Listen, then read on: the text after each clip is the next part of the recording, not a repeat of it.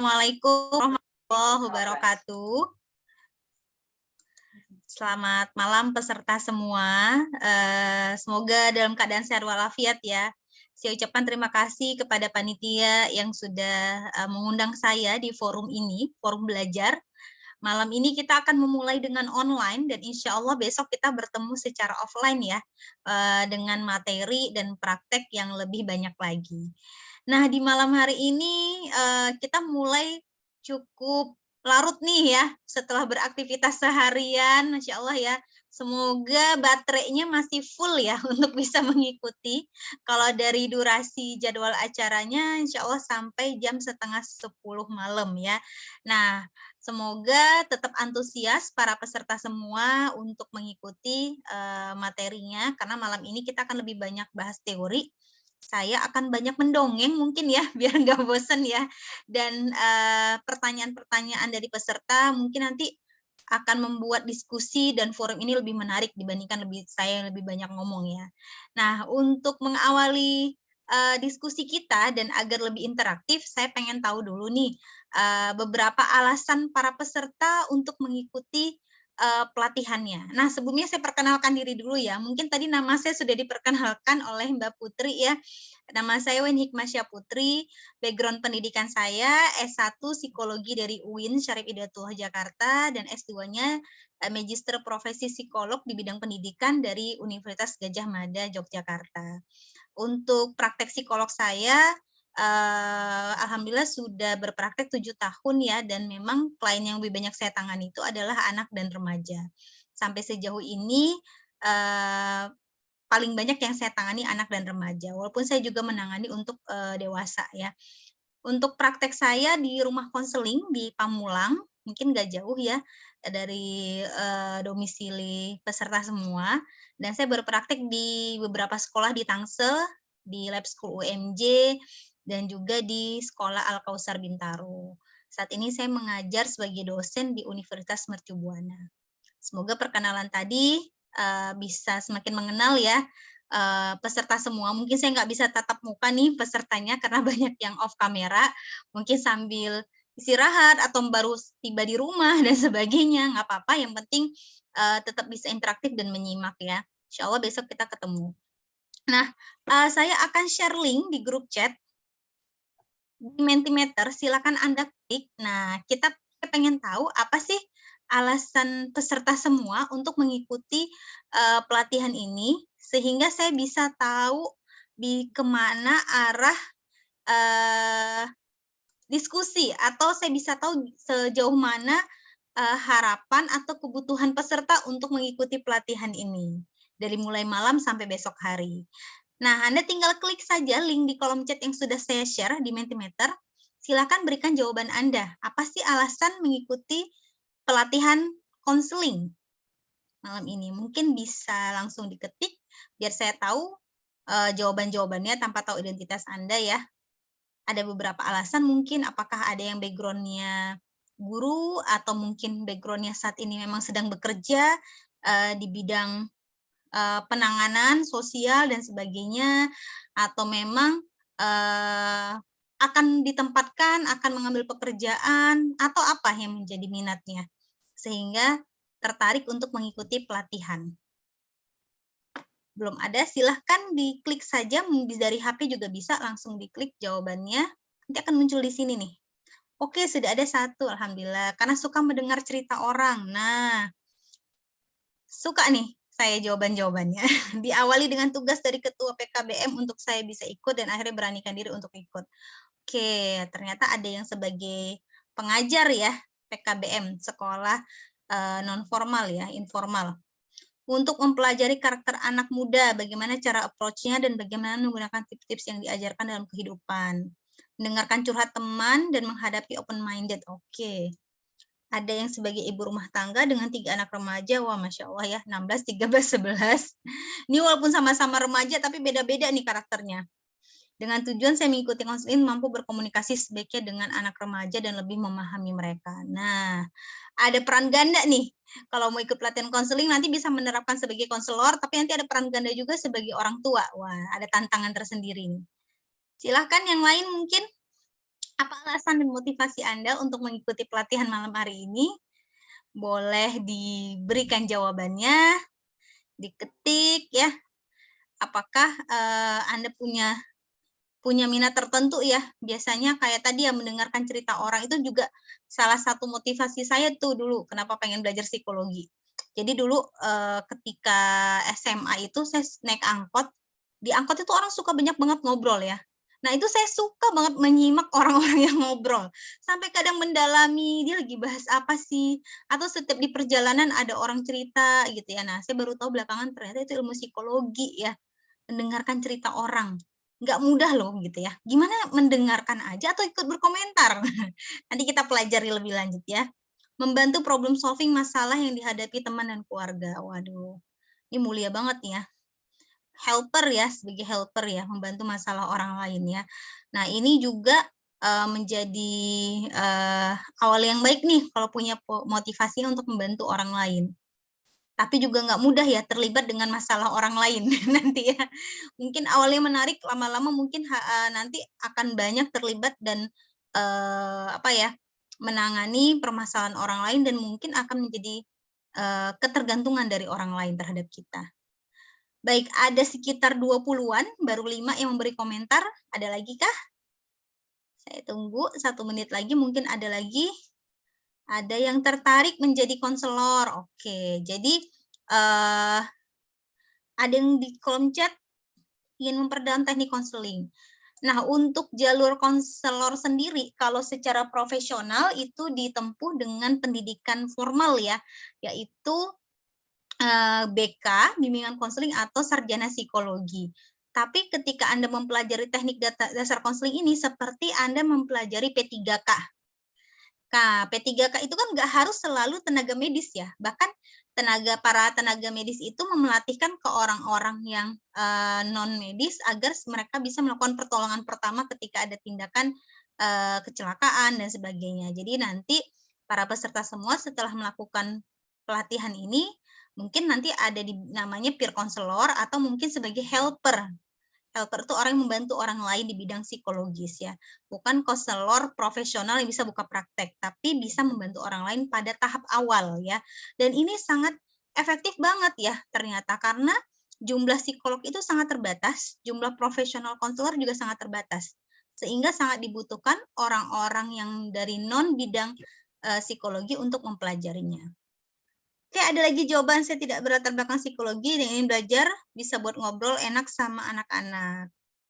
Oke, jawabannya untuk anak sendiri ya. Waduh, sebagai ibu dari 2 anak beranjak remaja, juga seorang guru yang sangat memerlukan pelatihan dan membantu warga. Oke, terima kasih untuk yang sudah memberikan alasannya kenapa ingin ikut pelatihan ini.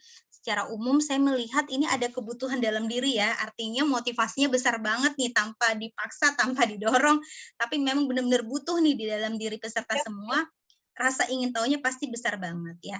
Nah, tadinya saya mau ice breaking dulu, tapi nggak terasa waktunya udah berjalan ya. Kita langsung saja ke materi sepertinya. Tanpa terasa udah di jam 7.46. Saya share screen dulu.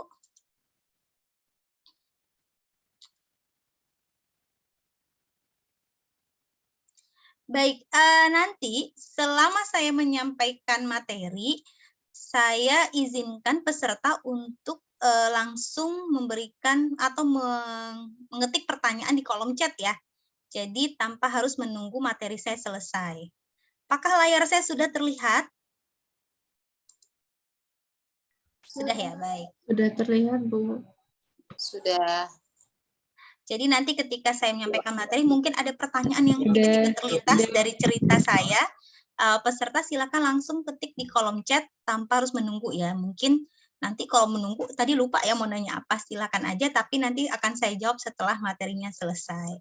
Baik, berbicara tentang teknik dasar konseling, kenapa ini diajarkan kepada non-profesional? Karena tadi alasannya ya, ternyata banyak banget masalah-masalah itu yang butuh penanganan segera dan bisa dicegah sebelum akhirnya ke profesional.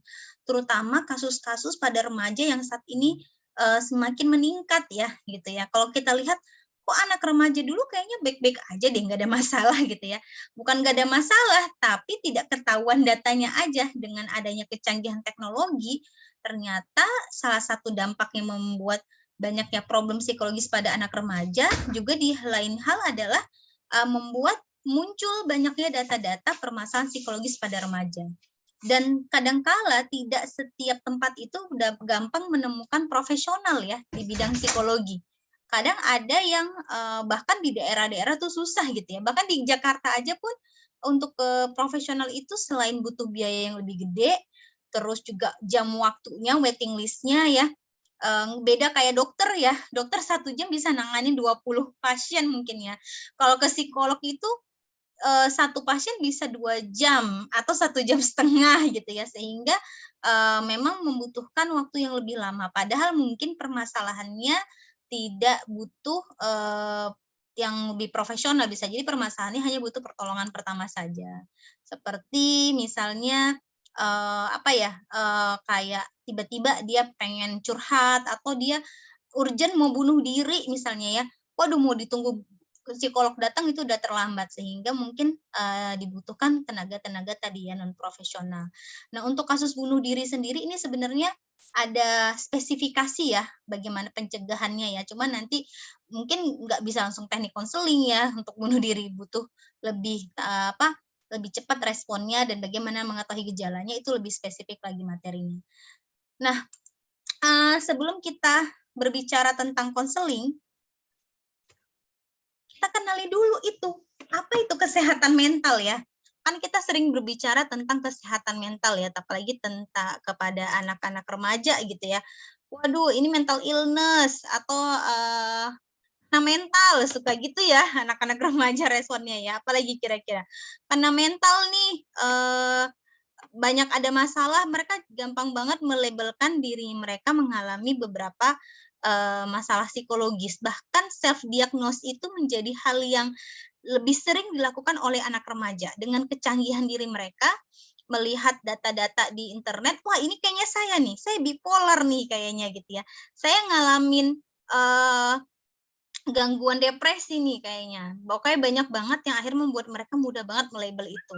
Nggak sedikit klien remaja yang datang ke saya itu mereka udah punya self diagnose sendiri, bahkan itu banyak istilah-istilah yang saya nggak tahu gitu ya. Kayaknya di psikologi nggak ada diagnosa itu deh, tapi mereka tahu karena sumbernya dari internet, tapi mungkin tidak cukup terpercaya atau mungkin lebih populer ya, sehingga mungkin nggak tepat untuk dikatakan gangguan mental yang mereka miliki ya.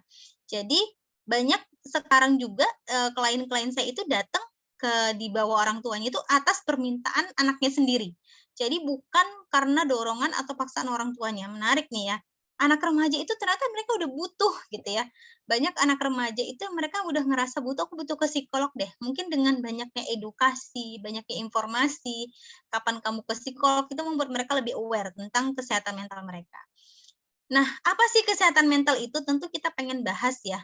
Saya udah sehat mental belum sih? Kalau saya nangis ketika saya jatuh cinta, ditolak cintanya itu saya gangguan mental nggak ya gitu? Atau ketika saya gagal ujian raung-raung itu saya mentalnya kena nggak ya? Atau saya mengalami gangguan nggak ya? Nah, ini perlu dipahami ya. Ternyata menurut definisi WHO itu, kesehatan mental itu adalah kesejahteraan individu yang dikenali dengan kemampuan dirinya, mengenali kemampuan dirinya. Jadi kalau ada anak remaja datang ke kita, "Kamu kelebihannya apa?" "Saya nggak tahu." Oh, 1 poin tuh ya. Tapi nggak hanya itu, yang pertama, yang kedua adalah mengatasi tekanan normal dalam keseharian. Contohnya apa tekanan normal? Ujian ya, misalnya mau hadapin ujian akademik, mau presentasi, mau tampil, dalam pertemanan dan sebagainya.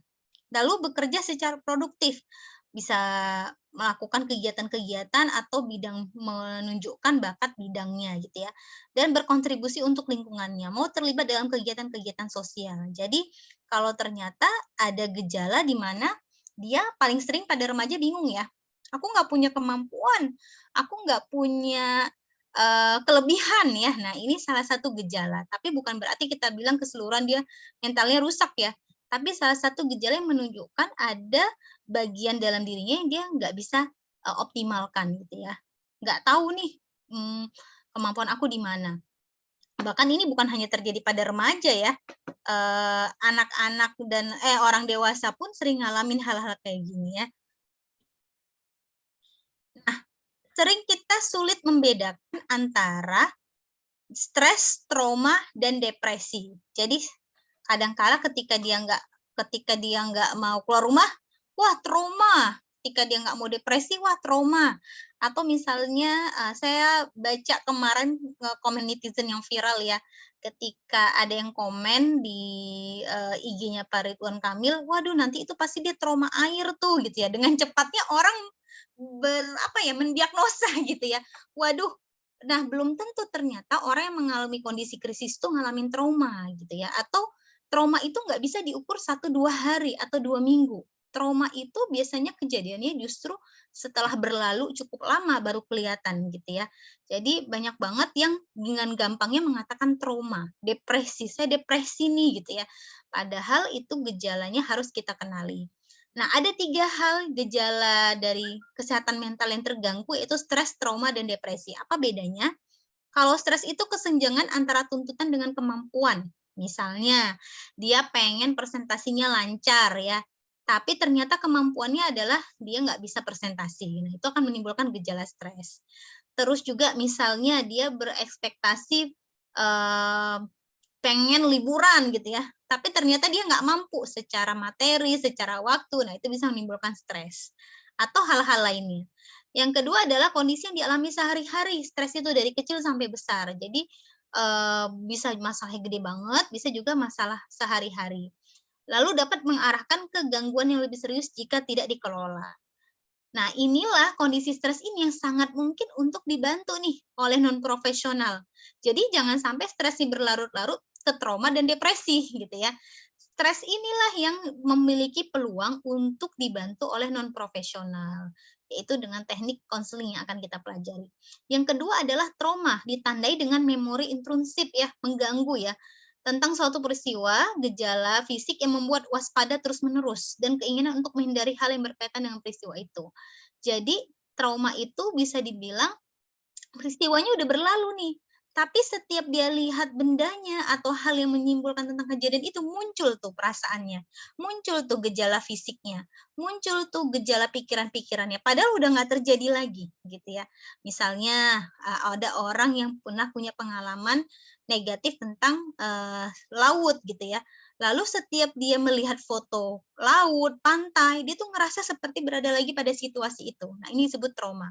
Dan trauma ini biasanya dievaluasinya bukan ketika sehari 2 hari peristiwa terjadi, bisa jadi setelah sebulan, 2 bulan, baru ketahuan gitu ya, atau mungkin setelah beberapa minggu baru tuh muncul ya. Jadi dia nggak langsung. Jadi kalau ada orang yang terkena bencana hari ini, besok dibikin trauma healing. Nah, itu sebenarnya belum bisa dikatakan trauma. Itu lebih ke healing aja gitu ya, atau PFE, psychological first aid ya. Jadi bukan berarti langsung terjadi trauma, justru kita pengen memberikan penanganan psikologis agar tidak terjadi trauma di sana. Lalu yang kedua, trauma itu merupakan diagnosis psikologis ya. Jadi yang bisa mendiagnosis adalah profesional, psikolog atau psikiater. Sehingga membutuhkan terapi psikologis. Terapi yang memang benar-benar intens ya untuk menghilangkannya. Saya punya pengalaman 7 tahun di Kota Tangsel menangani anak-anak korban kekerasan seksual. Banyak sebagian besar itu remaja ya korbannya, dan ternyata mereka ketika dilaporkan itu kejadian itu sudah 6 bulan atau sudah bertahun-tahun. Nah, itu kelihatan banget tuh gejala traumanya. Misalnya apa? Misalnya dia menjadi korban persetubuhan ya oleh seseorang, lalu setiap kali dia melihat pakaian atau benda yang pakaian yang mirip dengan si pelakunya, itu dia ngerasa deg-degan, keringat dingin gitu ya. Atau setiap kali menyebutkan nama si pelakunya itu muncul lagi tuh gejalanya deg-degan. Itu sebagian besar mereka ngalamin trauma yang peristiwanya udah berlalu gitu ya. Tapi kalau yang peristiwanya baru beberapa minggu, malah justru nggak kelihatan, belum kelihatan trauma. Yang kelihatan adalah depresi ya, seperti itu. Lalu dapat dibantu dengan psychological first aid. Nah, trauma dapat dibantu dengan PFE ketika gejalanya saat itu muncul ya. Misalnya dengan teknik stabilisasi emosi, sehingga temporary atau cepat berlalu serangannya ya. Tapi untuk keseluruhan memang butuh terapi. Lalu selanjutnya adalah depresi ya. depresi ditandai dengan hilangnya minat akan kehidupan. Nah, beberapa orang memang umumnya itu kalau depresi itu dia nggak punya gairah. Tapi ada juga yang menunjukkan gejala sebaliknya. Jadi dia bisa kurang dari kebiasaannya bisa jadi dia berlebihan gitu ya. Misalnya makan ya, orang depresi itu ada yang nggak nafsu makan, ada yang makan terus tanpa berhenti.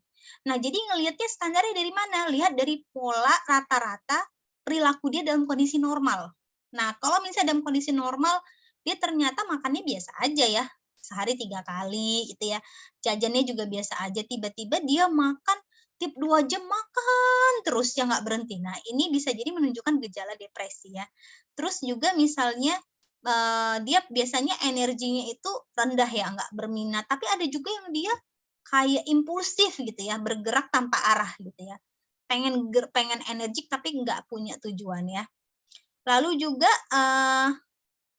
nggak mampu menjalani fungsi sehari-hari, perasaannya nggak berdaya ya. Jadi, dia nggak bisa melakukan harusnya tanggung jawab pribadinya, bahkan itu seperti mandi, makan ya, tidur ya, itu dia nggak terganggu sekali ya. Merasa nggak berharga, pengen nyerah, pengen mengakhiri hidup, seperti itu. Dan ini juga dia diagnosis oleh psikolog dan membutuhkan terapi dalam kondisi depresi. Dapat dibantu dengan PFS sesegera mungkin. Biasanya depresi ini sangat tinggi resikonya untuk orang melakukan bunuh diri ya. Bahkan depresi yang nggak kelihatan ini sangat bahaya ya. Jadi ada kasus-kasus bunuh diri yang orang nggak tahu tiba-tiba loh dia baik-baik aja kok kemarin gitu ya. Kapan apa sih masalahnya orang nggak tahu ya. Beberapa mungkin pernah tahu atau kita pernah baca gitu ya orang tiba-tiba loncat dari gedung gitu ya. Dia kayaknya biasa aja deh, kok tiba-tiba dia loncat nggak ada masalah, baru akhirnya setelah dia melakukan itu orang akhirnya mencari tahu dan mempelajari, oh iya ya dia kemarin ternyata senyumnya atau ternyata dia mulai menghindari, baru mulai bisa dideteksi ya. Jadi nggak ada yang terjadi tiba-tiba gitu pada kasus bunuh diri. Pasti, diawali oleh beberapa gejala, salah satunya adalah depresi yang, tidak tersembuhkan tadi ya, seperti itu.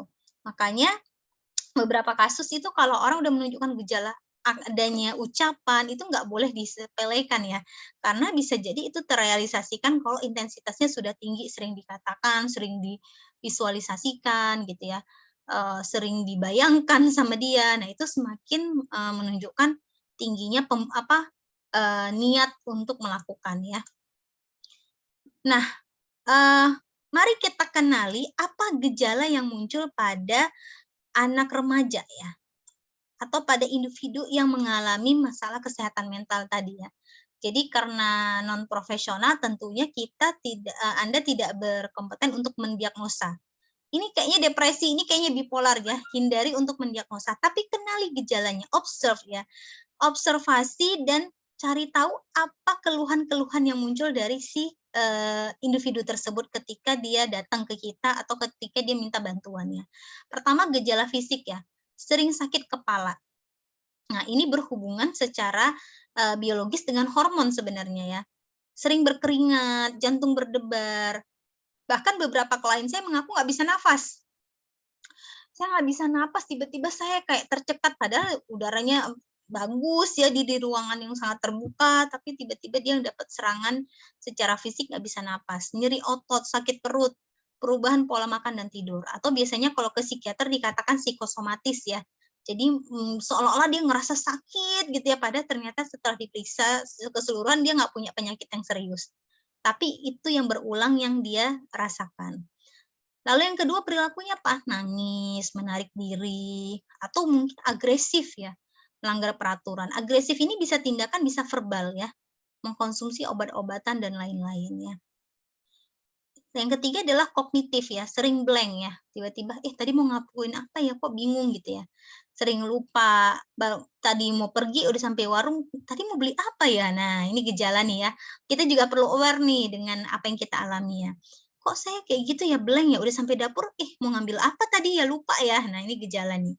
Pembicaraannya tidak teratur ya, mau ngomongnya itu kayak loncat-loncat ya, sulit berkonsentrasi. Nah, ini paling kelihatan ya gejala-gejala masalah kesehatan mental ya.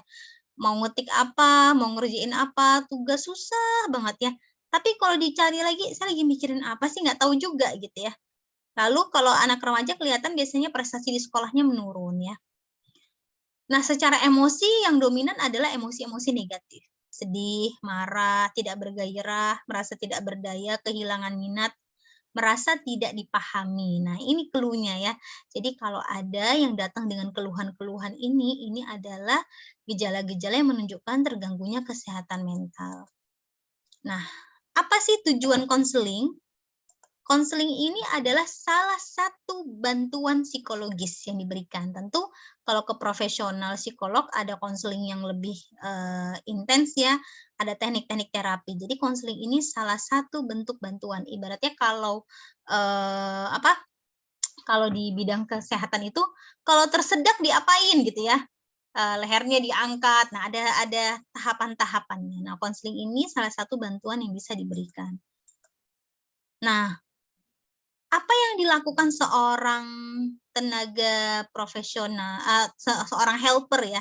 Jadi apa yang karena bukan profesional disebutnya helper, orang yang akan membantu dan memberikan teknik konseling dasar ya.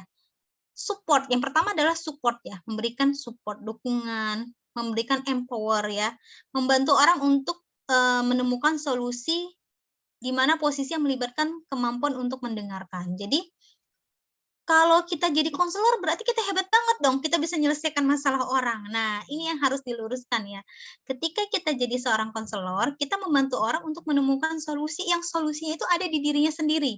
Jadi bukan kita yang memberikan nasihat, bukan kita yang memberikan ceramah, bukan kita yang memutuskan apa yang harus dia lakukan. Tapi kita memfasilitasi agar dia menemukan insight ya, untuk menyelesaikan permasalahan-permasalahannya. Nah, kurang lebih seperti ini nih, proses konseling ya. Ketika seseorang mengalami gejala pusing, stres, apalagi ya susah tidur, ngeblank, itu terjadi kurang lebih gambarannya di kepalanya itu kayak gini, kayak benang kusut ya. Saya pernah nanya ke klien saya, dia waktu itu, korban pelecehan seksual ya. Diem aja, nggak bisa ditanya sama polisi, datang ke saya juga nggak bisa ditanya. Saya cuman kasih kertas, saya kasih alat tulis, silahkan pakai yang mana aja. Saya kasih di depan dia ada krayon, ada pensil warna, ada spidol, dia ambil pensil ya. Kasih tahu saya kayak apa isi kepala kamu, saya bilang ya. Terus dia gambar besar kayak kruwel-kruwel gitu, banyak banget penuh di satu kertas. Padahal sedikit aja sebenarnya dia udah cukup gitu ya untuk menjelaskan ke saya bagaimana ruwetnya pikirannya. Ternyata besar banget gitu, kayak benang kusut. Saya nggak bisa mikir katanya gitu ya, satu kata aja nggak bisa mikir. Oke, ternyata sebesar itu ya di kepala kamu ya, seperti benang kusut. Oke, secara visual saya bilang, "Saya Bu ini mau tarik satu nih, benangnya nih tarik keluar, kira-kira apa tulisannya?" Marah, oke, tarik lagi benangnya nih, apa tulisannya? Benci, kecewa, nah keluar tuh semuanya, mulai tuh kata-kata, padahal tadi nggak bisa ngomong ya. Jadi visual itu akan membantu dia memudahkan mengeluarkan kata-kata. Apa, walaupun nggak berhubungan nggak apa-apa, keluarin aja yang terlintas apa, nggak teratur nggak apa-apa. Jadi, dengan begitu akhirnya dia tahu tuh, oh ini kayak benang kusut nih secara visual, lalu kita memetakan ada apa di dalamnya. Nah, memetakan ini adalah tugas si konselor ya, untuk melihat isi kepalanya ada apa ya, dan akhirnya membantu klien memahami, menyadari apa permasalahan yang sedang dihadapi. Dari yang ngeblank jadi tahu. Nah, gitu ya. Solusinya apa? Solusinya juga nanti dicari tahu juga gitu ya. Bisa jadi kita nggak tahu banyak tentang solusinya, tapi klienlah yang tahu informasi tentang, apa yang harus dia lakukan. Tapi dalam kondisi ngeblank itu nggak keluar. Nggak bisa tuh dia merenung sendiri, nggak bisa, nggak keluar gitu ya. Atau dia, nulis sendiri, bisa jadi nggak keluar juga. Jadi harus dipantulkan dulu. Nah, dipantulkannya ke mana? Ke seorang konselor. Konselorlah yang nanti akan membaca kembali apa isi pikirannya. Jadi kalau ada yang dulu mengira, wah psikolog itu bisa tahu pikiran orang ya, sebenarnya bukan berarti dengan kita lihat matanya kita tahu gitu ya, tatap mata saya gitu ya, nggak, bukan gitu cara kita tahunya, tapi dengan cara kita mengajak dia mengeluarkan isi kepalanya gitu ya, tanpa sadar gitu, tanpa dia benar-benar nyadarin gitu. Dari gerakan tubuhnya, dari intonasi nadanya, dari situ kita bisa tahu apa yang sedang dia rasakan dan apa yang sedang dia pikirkan ya. Jadi bukan dukun dan paranormal ya, yang bisa tahu kapan hujan, di mana seseorang ya, bukan, semua ada ilmunya. Nah, saat dalam kondisi krisis psikologis, kita mengharapkan seseorang untuk mampu memahami. Bayangkan Anda dalam kondisi yang panik ya. Hal sederhana aja. Misalnya apa? Kalau dompet kita hilang, nggak usah dompet deh, HP aja ya misalnya ya, HP kita hilang. Kita nggak tahu ada di mana, kita udah berusaha mikir banget, nggak tahu ada di mana. Terus kita bilang ke teman kita atau ke orang di rumah, HP saya hilang nih. Kira-kira respon apa yang Anda harapkan dari orang yang ada di sekitar Anda? Coba ketik di kolom chat. Saat Anda ngalamin hilang HP, apa yang Anda harapkan dari orang yang ada di dekat Anda? Responnya apa yang Anda harapkan? Coba diketik. Bantu cari, oke. Bisa bantuin nyari HP ya. Oke, berarti ketika HP kue hilang nih, HP saya hilang nih, udah saya bantuin ya, gitu ya. Pengennya gitu ya. Oke, terus apa lagi? Selain bantuin nyari, apa lagi? Menanyakan tentang keberadaannya. HP saya hilang nih. Emang di mana kamu taruh? Gitu ya. Biasanya menenangkan. Oke, HP saya hilang nih, ditenangkan dulu. Coba deh duduk dulu, minum dulu, pikirin pelan-pelan ya. Tapi sering respon kita apa ketika kita barangnya hilang? Aduh, HP saya hilang nih, emang kamu taruh di mana? Gitu ya respon kita ya. Padahal kalau kita tahu kita nggak akan nanya kan, tapi respon spontan itu dari orang sekitar ketika kita bilang barang kita hilang apa? Kamu taruh di mana sih? Gitu ya. Kamu sih kebiasaan. Nah, itu tadi yang nggak dapat omelan, tapi dapat omelan. Kamu sih kebiasaan. Tuh kan, kamu udah sering dibilangin juga. Itu respon-respon spontan dari orang yang ternyata itu nggak membantu, ya. Udahlah nggak membantu, malah itu membuat semakin tertekan, ya nggak? Itu yang sering terjadi ya. Panik gitu ya. Di mana, gitu ya. Dipaksa, coba mikir, nggak bisa mikir. Kenapa? Karena ketika dalam kondisi yang stres, tubuh kita menghasilkan hormon. Jadi ini penjelasan secara biologisnya ya. Saya jelaskan dulu biar Anda bisa memvisualisasikan kenapa orang kalau stres itu nggak bisa mikir. Jadi ketika kita dalam kondisi stres, tubuh kita menghasilkan hormon kortisol atau hormon stres. Dari pundak sini, makanya tuh kalau kita stres tuh sakit nih ya. Di sini, dan hormon itu akan membanjiri bagian otak depan kita atau disebut dengan prefrontal cortex ya.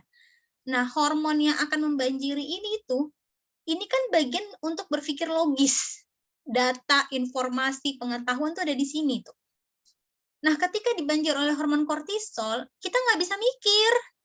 Data-data logis tuh nggak bisa, tapi yang aktif apa? Emosi. Makanya mudah terpancing ya. Jadi kalau kita lagi cari barang, terus orang bilang, lu sih gitu ya. Lu tuh pengen mukul orang gitu ya. Atau mungkin pengen ngejawab dengan kata-kata yang lebih emosional gitu ya. Karena dia dalam kondisi yang emosinya aktif ya. Otak bagian emosinya nyala tuh. Jadi caranya gimana? Redakan dulu si emosi itu gitu ya. Kecilkan dulu tuh si emosinya, baru nanti di bagian depan itu dia mulai aktif lagi berpikirnya. Jadi tenangkan dulu, minum, duduk tenang, tarik nafas, ingat-ingat deh gitu ya. Makanya sering orang kalau kehilangan barang, akhirnya dia nyerah, dia sholat. Pas sholat ingat gitu ya. Yaitu antara sholatnya memang nggak khusyuk, tapi memang di situ mungkin dia dapat ketenangan juga gitu ya, berusaha untuk menenangkan diri gitu ya. Ingat gitu ya, iya tadi di sini gitu. Nah, itu karena sudah reda emosinya. Jadi, kalau dalam kondisi stres, jangan coba bertanya informasi atau data kepada orang ya. Di mana, kapan, siapa. Nah, tenangkan dulu orang itu, buat dia rileks dulu, buat dia tenang dulu, baru secara perlahan ditanya gitu ya. Bahkan ada beberapa orang yang ngalamin freeze ya ketika dia mengalami serangan peristiwa yang peristiwa yang menegangkan gitu ya. Kaku badannya, kayak nggak bisa mikir, sesaat dia kayak freeze gitu, nggak bisa ngomong gitu. Ini kejadian apa sih, bingung gitu ya. Nah, kayak gitu. Itu akhirnya bikin kita kayak nggak bisa ngeluarin kata-kata, bahkan nggak bisa ngeluarin pertanyaan. Nah, dalam kondisi itu, seseorang akhirnya perlu ditenangkan terlebih dahulu ya. Oke. maka kita mengharapkan orang yang dapat dipercaya untuk memahami kita. Tidak memotong pembicaraan, membuat ngerasa aman, meskipun mereka bisa aja merubah situasi yang dihadapi ya. Bisa jadi mereka bisa menyelesaikan, tapi kita nggak butuh itu, kita butuh ditenangkan dulu nih, ketika kita dalam kondisi krisis tadi. Nah, prinsipnya apa sih untuk jadi seorang konselor? Prinsipnya adalah pakai dulu masker Anda, masker oksigen sebelum Anda memakaikan orang lain. Nah, ini suka disampaikan ketika kita naik pesawat ya. Gunakan dulu masker oksigen Anda sebelum Anda bantu orang lain. Jadi, ketika kita akan membantu orang lain, kita juga harus dalam kondisi yang sehat mental ya. Kita dalam kondisi fit. Walaupun mungkin aja beberapa waktu atau dalam hal lain kita mengalami permasalahan ya. Tapi ketika kita sudah berniat dan akan berhadapan dengan orang yang akan kita bantu, pastikan kita terkontrol, kita sehat mental, kita jaga emosi kita. Agar apa? Agar ini tidak membahayakan kita. Karena kalau kita sendiri dalam kondisi yang kelelahan, secara emosional, sakit, nangis, atau dalam emosi yang marah, kita nggak akan bisa bantu orang lain. Yang ada adalah kita menyakiti diri kita sendiri atau juga orang lain tidak terbantu sama sekali ya. Jadi silahkan gunakan masker Anda, artinya ciptakan situasi yang membuat Anda tenang ya. Apa sih biasanya yang bisa membuat kita tenang? Saya udah 7 tahun praktek, setiap akan menghadapi klien, saya tetap ada hal yang membuat saya kadang deg-degan. Kira-kira masalahnya apa ya? Kira-kira nanti dia datang gimana ya? Kira-kira nanti saya bisa bantu nggak ya?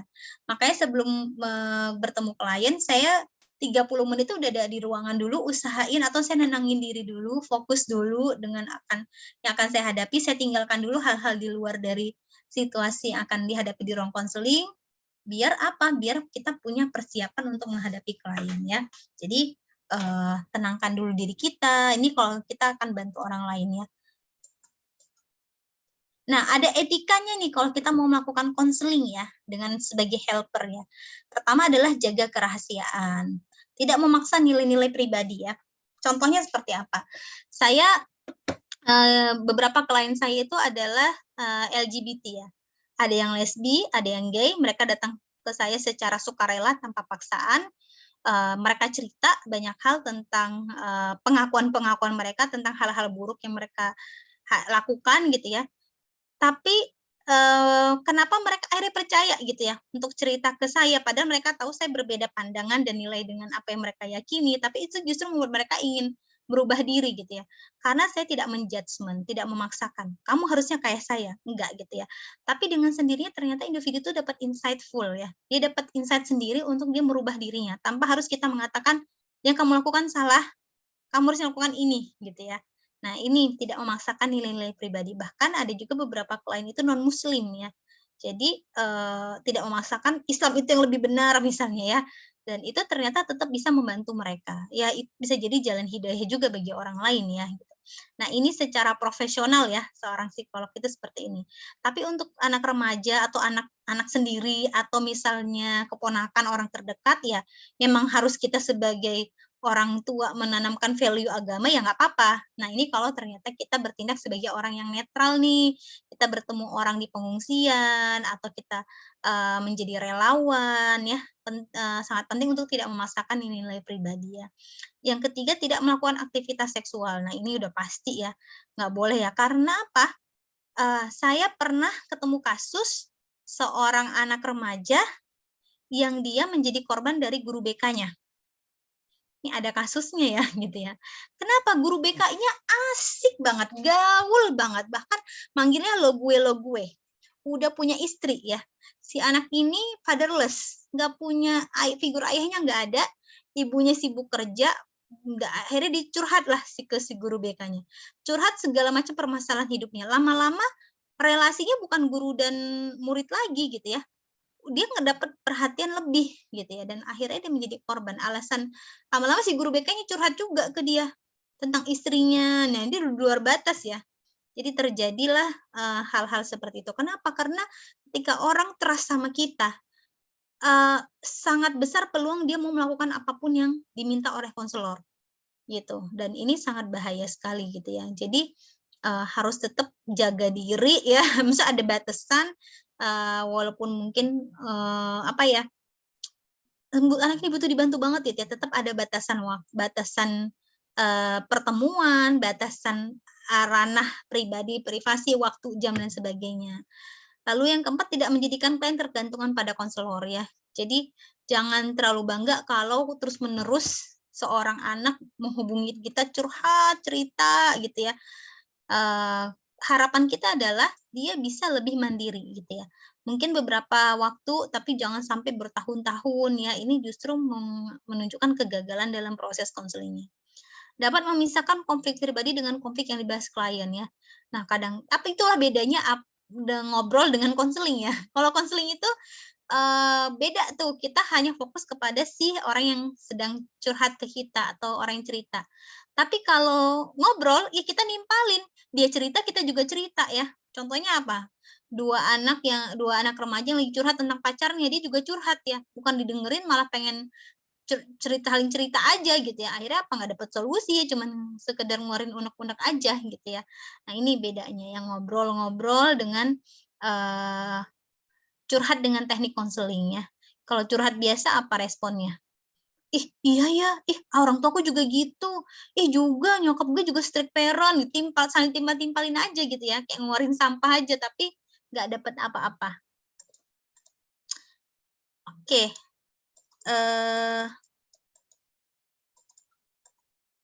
nah how to open decision. Nah, ini kita akan masuk ke gimana sih cara membuka sesi konseling ya.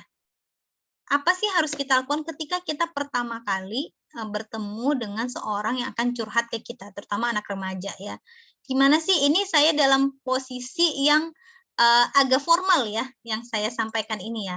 Jadi nanti kalau ada situasi gimana kalau itu terjadi pada anak saya, tentu penerapannya nggak seperti ini ya. Misalnya Anda menjadi relawan pada satu lembaga atau Anda jadi guru ya, yang memang anak itu dipanggil khusus atau memang punya waktu khusus gitu ya. Gimana sih cara ngobrolnya? Anak remaja paling susah untuk memulai ke orang dewasa. Kenapa? Karena, orang dewasa itu dekat dengan figur orang tuanya. Kalau dia ternyata tidak dekat dengan figur orang tuanya, maka dia menyamakan orang dewasa akan sama dengan orang tuanya. Pasti nanti ujung-ujungnya aku dikritik, ujung-ujungnya aku disalahin, ujung-ujungnya aku dimarahin. Nah, itu yang sering terjadi ya. Sehingga itu membuat mereka tidak mudah trust pada orang dewasa. Nah, di ruang praktek konseling, biasanya saya selalu memulai dengan permainan ya. Saya punya berbagai macam permainan-permainan, ada yang semacam unus tako, ada permainan games-game sederhana ya. Jadi kita main dulu, nggak langsung ke menu utama gitu ya. Tapi kalau anak remajanya datang dengan keinginannya sendiri, biasanya lebih mudah.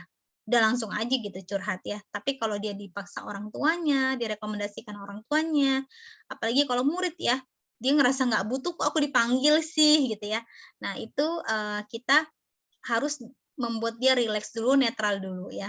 Lalu apalagi yang dilakukan pendekatan adalah menanyakan hal-hal yang netral, ini penting banget ya. Hal-hal yang netral ini apa hobinya, lakukan kegiatan sehari-harinya apa, bagaimana kondisi keluarganya, cita-citanya. Jadi hal-hal yang netral ini biasanya berdurasi 15 sampai 20 menit ya. Gitu, tergantung kita ngelihat ekspresinya, dia udah nyaman belum gitu ya.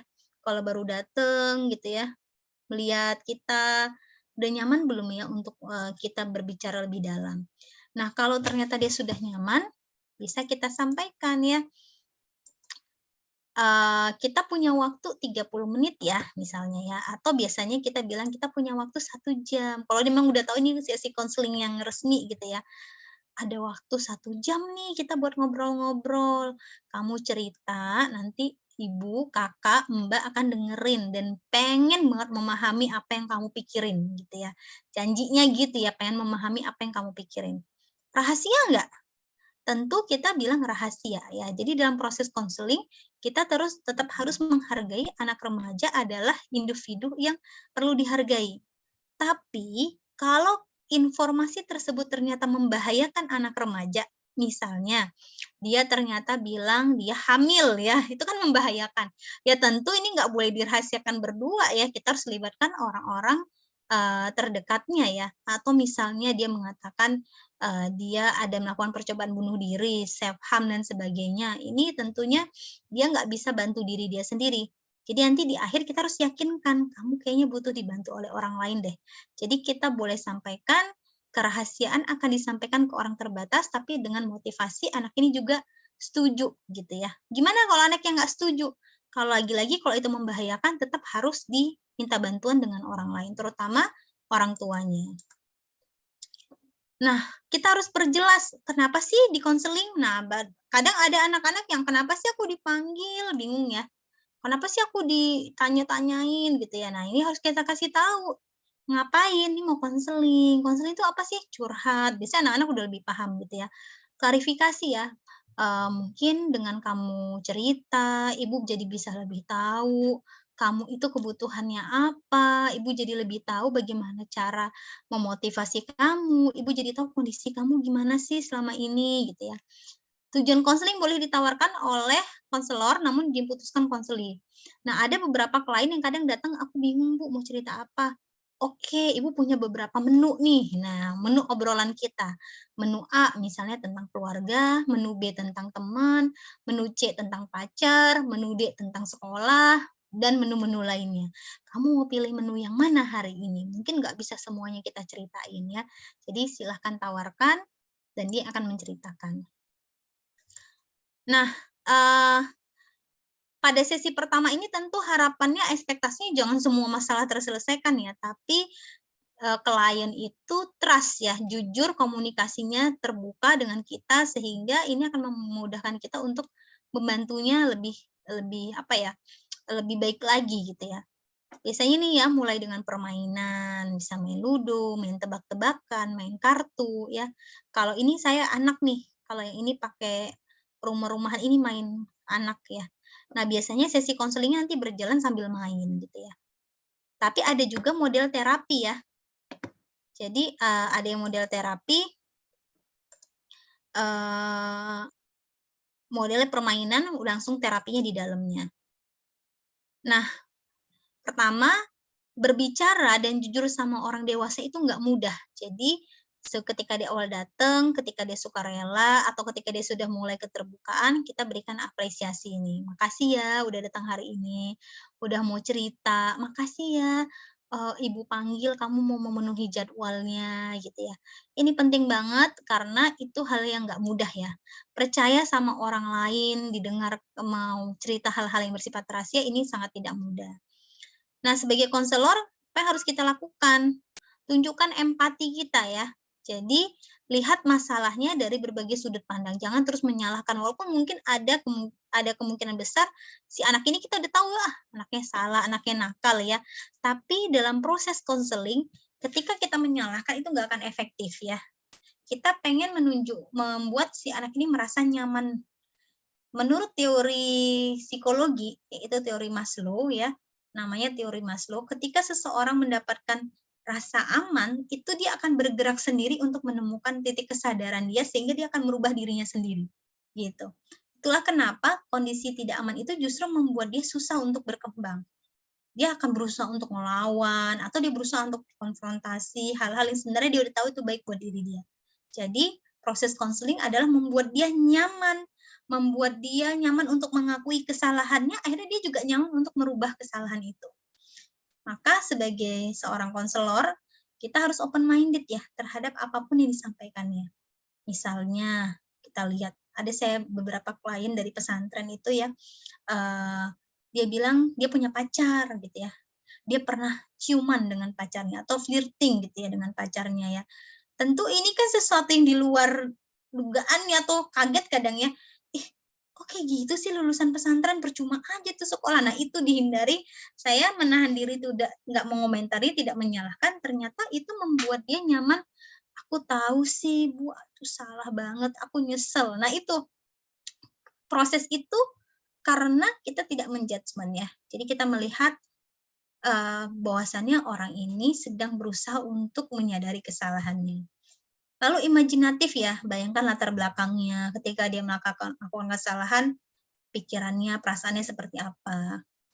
Keinginan untuk dipahami oleh orang lain, mengenal dirinya sendiri ya. Dan dalam proses konseling kita tunjukkan empati agar dia lebih kenal dirinya sendiri ya.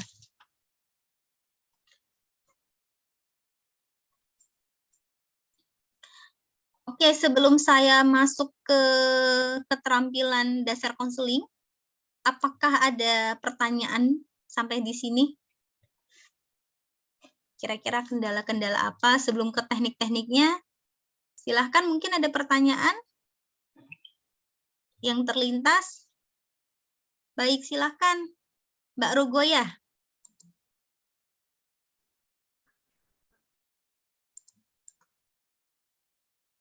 Mau open mic, silahkan. Halo Bu Eni, mulai. Iya. Waalaikumsalam. Dulu pernah ketemu konseling anak saya, masih ingat nggak Fatimah? Iya, ingat. Tes ya, tes minat bakat ya. Alhamdulillah sampai sekarang Fatimah masih stick dengan konseling yang Ibu Eni kasih tahu. Dia masih tetap apa-apa semuanya. Oke. Pertanyaan saya di sini tadi kan dijelasin ciri-ciri orang yang depresi. Itu kalau saya lihat ciri-cirinya tuh umum banget gitu. Cuma saya aja ya, tapi sih ngerasanya jalan ke sini lalu lupa mau ngapain itu tuh kayak keseharian saya banget gitu. Apa mungkin ada orang yang depresi tanpa merasa gitu? Oke. Nah, kalau ngeblank itu kan gejala stres tadi ya. Kalau depresi itu dia lebih berat lagi. Jadi sampai tidak melakukan apapun gitu. Produktivitasnya menurun drastis. Tapi kalau stres itu tadi ya dia tetap melakukan hal lain, tapi beberapa bagian itu dia kayak lupa, kayak ngeblank gitu ya. Lagi masak air sampai gosong gitu ya. Tapi nyapunya selesai gitu ya. Tapi kalau depresi, dia nggak melakukan apa-apa, bisa jadi. Setengah dari rutinitasnya itu nggak dia kerjakan. Gitu. Biasanya dia berangkat sekolah, biasanya dia ketemu temennya, biasanya dia update IG, ini 50% nggak dia lakukan. Gitu. Jadi kelihatan tingkah lakunya tuh berubah banget gitu dari sebelumnya. Iya. Tapi kalau kayak ngeblank mau kemana tadi ya, mungkin ya karena stres itu kan kondisi yang normal ya, gitu ya. Tapi kan tadi level-levelnya beda-beda ya. Misalnya kadang nih saya nih karena kelelahan terlalu padat jadwalnya, malam harinya saya ada aja yang kelupa gitu, kelewat gitu ya. Nah itu kan kondisi yang masih dibilang normal, satu gitu ya. Tapi ternyata saya alami berulang kali selama seminggu. Artinya level stres saya ini lumayan dari kebiasaan normal gitu ya. Saya alamin terus-menerus konsistensinya gitu. Atau masak air biasanya nggak pernah lupa, tiba-tiba dalam seminggu itu bisa 4 kali tuh airnya gosong atau nasinya gosong. Artinya tuh level stresnya tinggi gitu. Mungkin karena kelelahan gitu ya. Berarti hal-hal yang simple seperti itu pun kita mesti aware ya, dan kita mesti langsung cepet-cepet cari solusi gitu ya. Betul. Nah ini yang kadang-kala nggak aware ya. Kita anggap itu biasa, kita anggap itu nggak apa-apa. Kan kalau kita sakit gigi, kita pengen cepet-cepet ke dokter ya. Karena nggak tahan banget kan. Tapi kalau kita kayak tadi ya lupa gitu ya, kita anggap, itu hal yang biasa, kita abaikan aja gitu ya. Kalau kita semakin aware, kita semakin bisa sendiri mengontrolnya tanpa harus bantuan orang lain. Oh, saya kelelahan, yaudah deh saya stop dulu, saya butuh istirahat dulu. Nah, itu kita bisa kontrol tuh. Itu kan berarti manajemen diri kita, regulasi diri kita yang bisa kita asah ya sebenarnya ya. Tapi kalau biasa orang suka mengabaikan sehingga berlarut-larut. Padahal udah dalam sebulan dia telat, biasa nggak pernah telat, dalam sebulan dia telatnya 50%. Nah, itu kan di luar dari kebiasaan, itu adalah gejala. Itu aja, terima kasih Bu Eni. Sama-sama.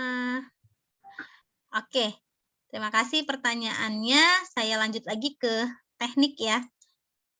Teknik konseling ini apa aja sih yang dapat kita lakukan?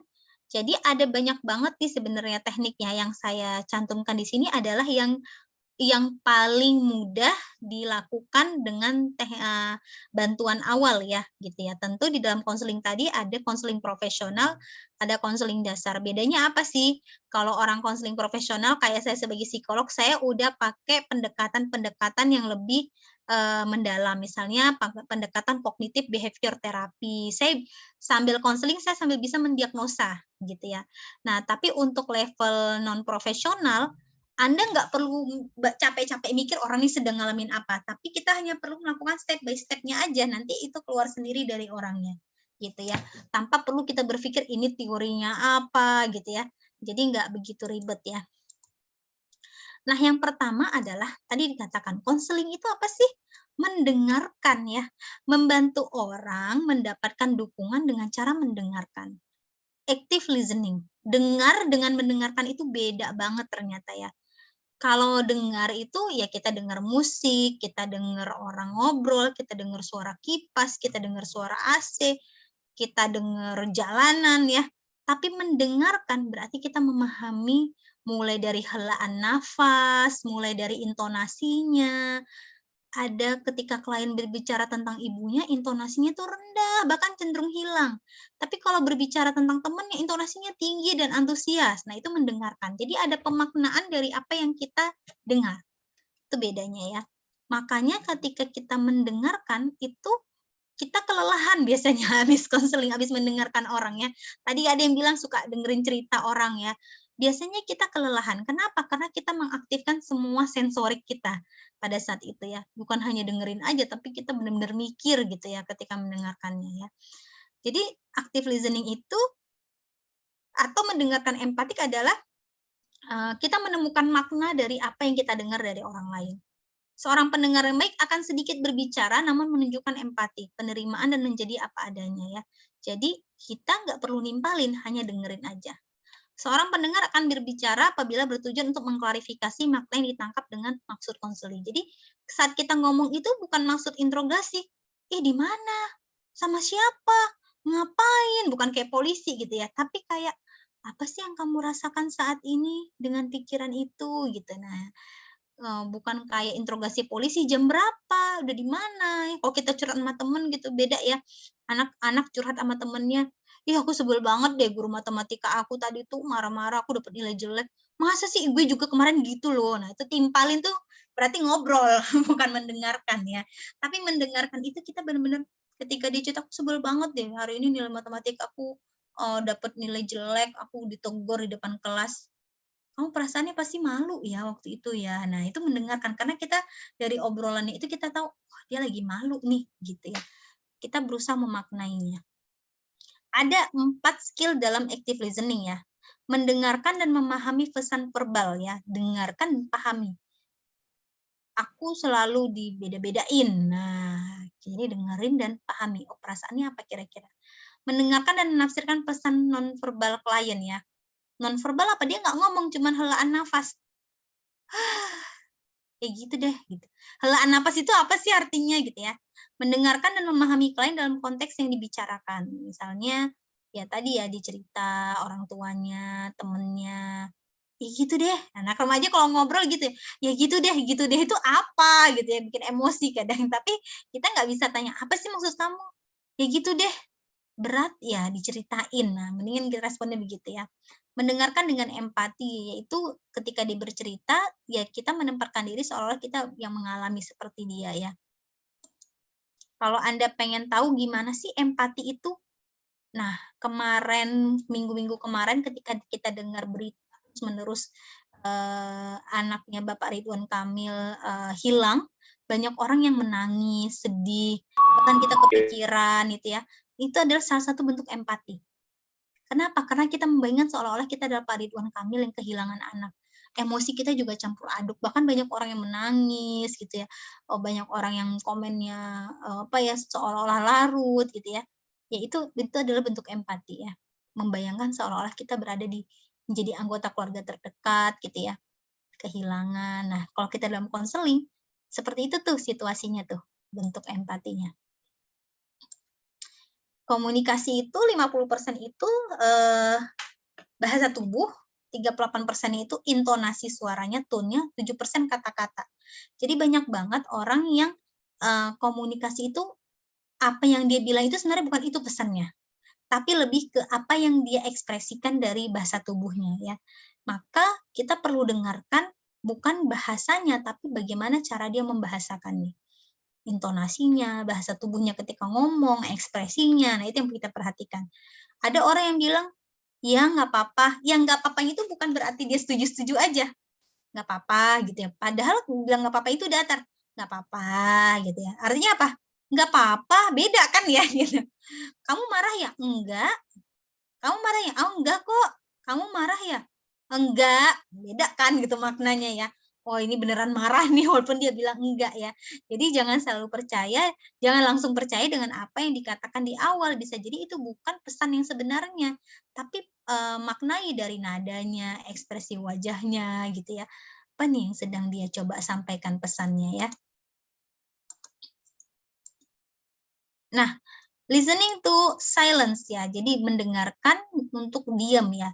Komunikasi tetap berlangsung meskipun salah satu diam. Nah, kadang-kala orang butuh diam ya. Apa sih yang kamu rasakan? Diam ya. Apa? Jawab dong. Nah, itu harus dihindari ya. Biarkan orang mencerna, berusaha membutuhkan waktu untuk menyusun kata-kata ya. Jadi dengarkan diamnya itu ya. Konselor harus tetap mendengarkan dalam diam, memperoleh clue-nya apa sih gitu ya. Bosen, capek ya, nggak berdaya ya. Jadi kita pahami ya ketika dia diam itu dia lagi ngapain sih, ngeblank bisa jadi kan. Saya nggak bisa mikir Bu, ada yang gitu ya. Saya nggak bisa mikir, oke, berarti saking beratnya kamu jadi nggak bisa mikir ya. Nah kita makna itu. Bahkan ketika dia bilang saya nggak bisa mikir, saya nggak bisa ngomong aja itu ada maknanya gitu ya. Saking tertekannya sampai kamu nggak ketemu kata-kata ya untuk ngungkapinnya.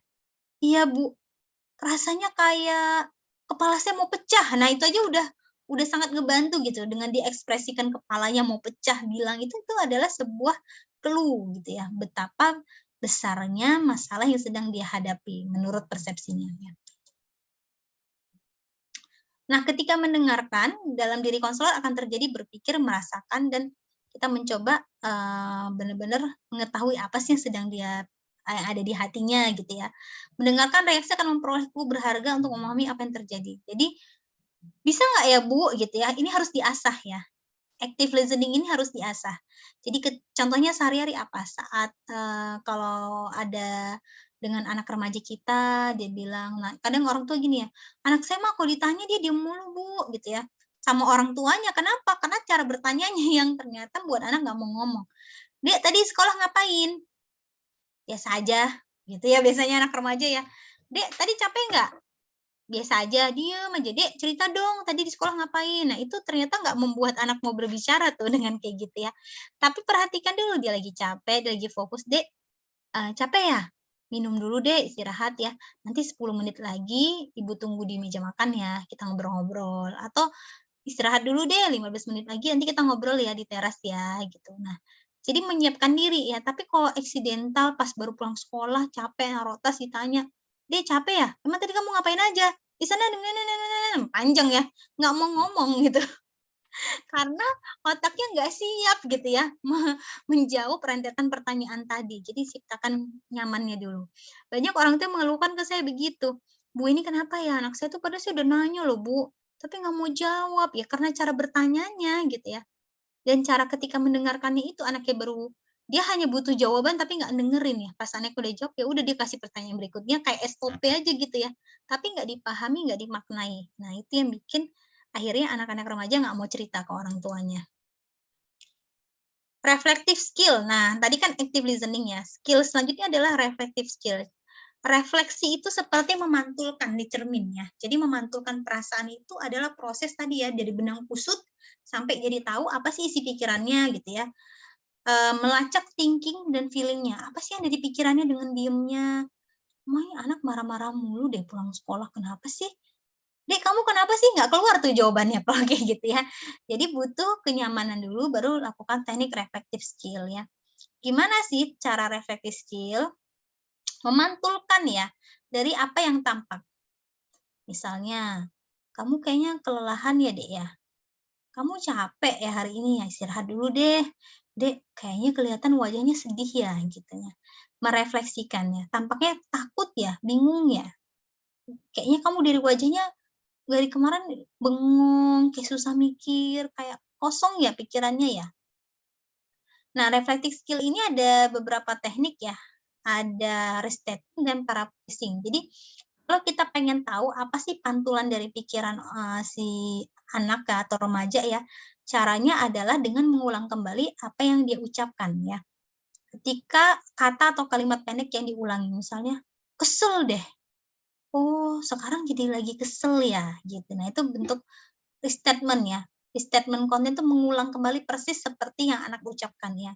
Mengecek persepsi konselor dalam meyakinkan bahwa ia benar-benar memahami apa yang dikatakan konselor. Jadi bayangin kita lagi bingung gitu, "Bingung deh, nyari barang nggak ketemu-ketemu." "Kelihatan sih kamu bingung banget ya kayaknya." Dengan ucapan itu aja tuh udah ngebantu loh. Kita jadi kayak lebih nyadari, "Iya ya, saya lagi kebingungan nih."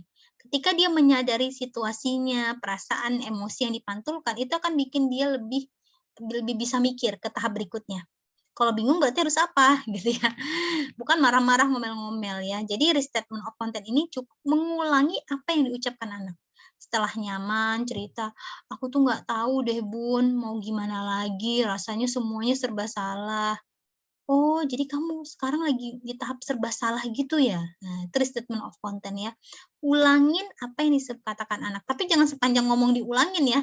Jadi kayak beo ya, jadi beberapa bagian-bagian yang kita anggap itu ada emosinya, itu kita ulangin, itu kan buat anak, "Iya ya," akhirnya dia mau cerita lebih banyak lagi. Yang kedua adalah paraphrasing ya, mengatakan kembali apa yang dipahami ya. Melalui hal ini menunjukkan konseli bahwa kita paham tentang cara pandangnya. Nah, paraphrasing ini kita memaknai kembali ya. Apa bedanya dengan restatement of content? Kalau restatement of content tadi, kita ulang persis seperti yang dikatakan, tapi kalau paraphrasing kita memaknai ya, kata kuncinya. Misalnya, "Aku tuh dari kemarin udah ke sana ke sini, tapi tetap aja tuh nggak dihargai," misalnya gitu ya. "Kamu rasanya kayak capek gitu ya." Nah, itu paraphrasing-nya. Kita memantulkan kembali emosinya dengan pemaknaan. Kalau restatement of content tadi, persis dengan apa yang dia sebutkan ya. Tapi kalau paraphrasing, "Kamu lelah ya? Aku tuh ya kemarin udah bikin surprise buat teman aku, taunya dia nggak ada. Kayaknya itu kecewa ya kamu ya, padahal kamu udah capek-capek ya kemarin kan nyiapin acara ulang tahun teman kamu." Nah, itu paraphrasing tuh ya. Jadi, kita beri pemaknaan ya, eee, apa yang sedang dia sampaikan. "Aku tuh sebenarnya pengen punya cita-cita liburan, tapi susah banget kayaknya uangnya mahal ya," gitu ya. Misalnya dia cerita anak remaja nih, "Oh, jadi kamu tuh ada harapan bisa nabung atau kamu bisa pergi liburan yang jauh gitu ya kayak teman-teman kamu." Itu paraphrasing. Nah, selanjutnya adalah teknik probing ya. Probing ini adalah mengklarifikasi apa yang dirasakan klien. Gimana caranya? Kan tadi konseling tadi tujuannya adalah untuk membuat orang atau individu itu merasakan dia dipahami oleh orang lain. Nah, probing ini untuk membuat kita meyakinkan, si klien atau anak itu, "Kita udah paham loh tentang kamu," kita mengklarifikasi lagi, jangan sampai salah gitu ya. Nah, konselor menggunakan pertanyaan terbuka untuk mengklarifikasi pemahamannya tentang apa yang dirasakan klien. Contohnya, untuk mendorong klien yang tidak tegas atau enggan untuk menceritakan kisahnya. Misalnya dia cerita gini ya, "Mmm, temen aku tuh ya, pokoknya gitu deh. Jadi ada sesuatu nih ya tentang teman kamu." Nah, itu probing ya. Jadi menanyakan lagi dengan ketegasan gitu ya. "Kayak gimana ya? Ada deh pokoknya nama orangnya. Dia itu kayak gimana ya orangnya? Mungkin kalau kamu cerita tentang orangnya lebih detail, saya jadi lebih paham cerita kamu." Nah, itu probing tuh. Jadi kita bertanya untuk, kita dapat informasi yang utuh biar pemahamannya nggak salah, bukan sekedar kepo, tapi biar biar kita jadi tahu nih apa sebenarnya yang mengganggu pikirannya. Ada beberapa teknik probing ya. Ada questioning, open question ya, mendorong keterlibatan klien. Jadi ini open question ini ya kita bertanya tentang apa yang kita nggak tahu ya. Jadi tadi kamu bilang, teman kamu itu, sebenarnya deket ya sama kamu ya, sering sering bantu kamu ya, tapi kapan tuh kamu mulai ngerasa nggak cocok sama teman kamu? Nah, itu teknik probing ya. Jadi kita ada alur yang loncat, kita bertanya biar alur itu lengkap, gitu. Bukan sekedar kepo di awal, "Oke oke, kamu tanya deh, sekarang Ibu mau nanya ya, kamu ada masalah apa sih sama dia?" Nah, itu interogasi bukan probing. Tapi kalau probing itu, dia udah cerita kepotong-potong, kayaknya ada bagian yang kelewat deh.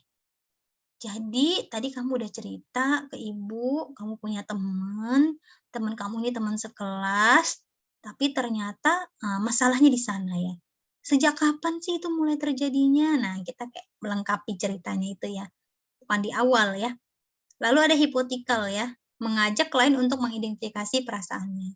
Jadi sebenarnya tadi kamu bilang sempet sempet senang, tapi habis itu deg-degan. Sebenarnya kamu itu lebih ngerasain yang mana? Itu teknik probing ya. Probing ini lebih ke cara bertanya ya. Lalu ada close question ya, mempertegas hal-hal yang nggak clear gitu ya.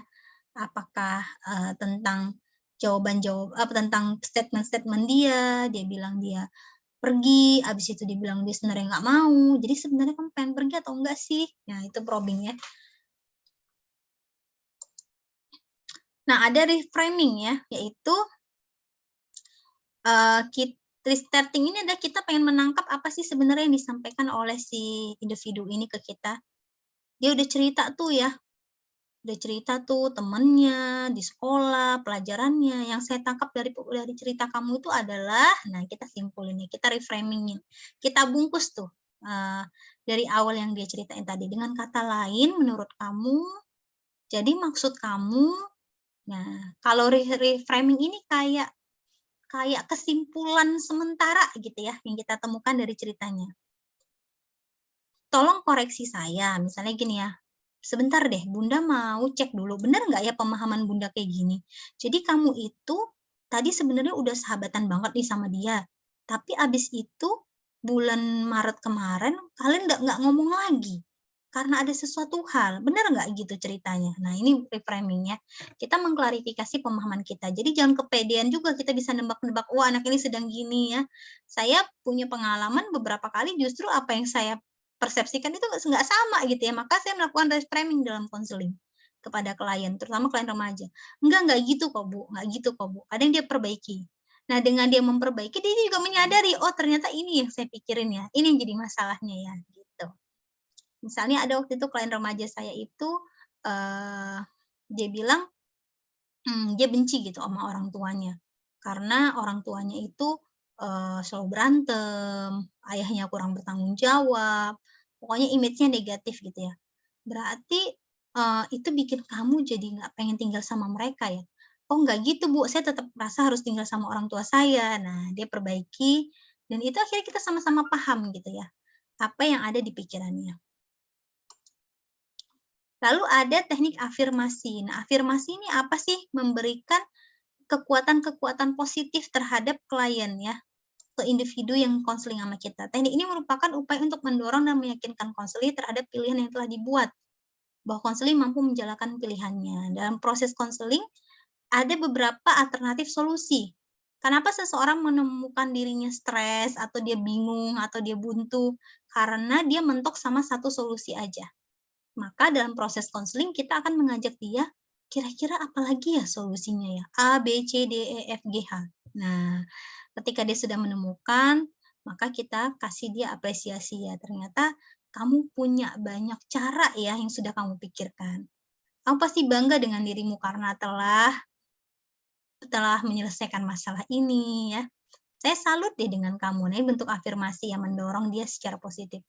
"Saya salut deh sama kamu akhirnya mau terbuka, padahal kan ini rahasia banget ya. Nggak mudah loh untuk membagi cerita ini ke orang lain." Nah, ini bentuk afirmasi ya. Atau juga kadang kala dia butuh kepastian, "Yang saya lakukan benar nggak sih?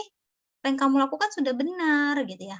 Nah, tentu ketika kita mengatakan benar ini sesuai dengan, apa ya, nilai-nilai yang kita tahu gitu ya. Misalnya jangan sampai yang salah kita benarkan gitu ya. Misalnya dia melakukan free sex gitu ya. Terus ya kamu udah bener loh kalau mau pacar emang harus gitu. Nah, itu nggak boleh jangan sampai salah gitu ya. Tapi yang kita tegaskan benar ini adalah misalnya saya benar nggak sih Bu, saya jadi harus lebih diem karena kalau saya ngomong terus-menerus saya juga nggak didengerin misalnya gitu ya.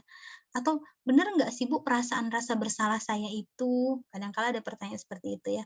Afirmasi ini membantu dia memperjelas pikiran, perasaan yang sedang dia lakukan, yang dia rasakan.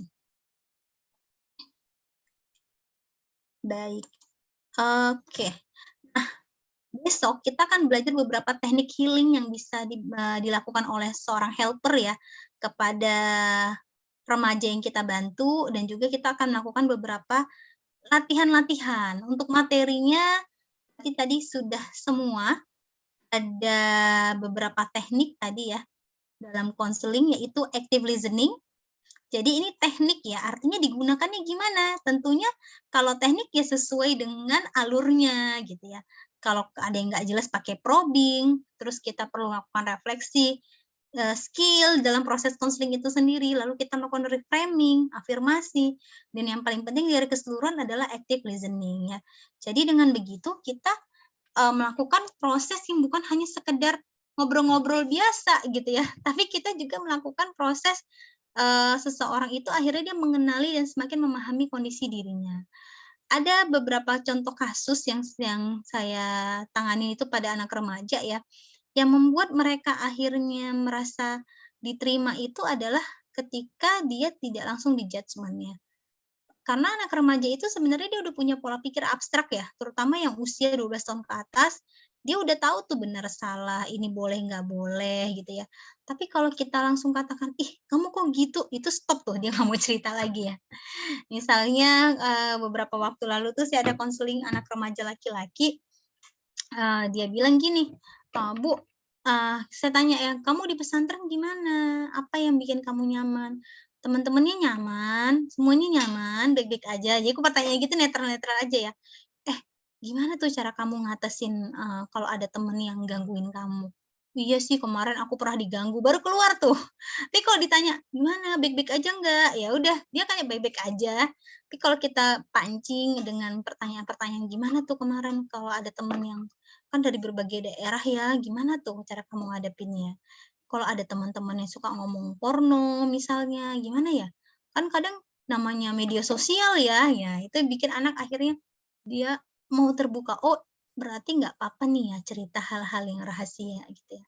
Atau, oh ternyata ibunya udah punya wawasan ya dan menganggap, anak remaja itu memang memang punya perilaku misalnya mereka membuka hal-hal yang tidak baik misalnya ya. Jadi misalnya cerita tentang pornografi ya, kemarin itu ada anak yang ketahuan mereka itu saling bertukar informasi tentang pornografi di pondok pesantren.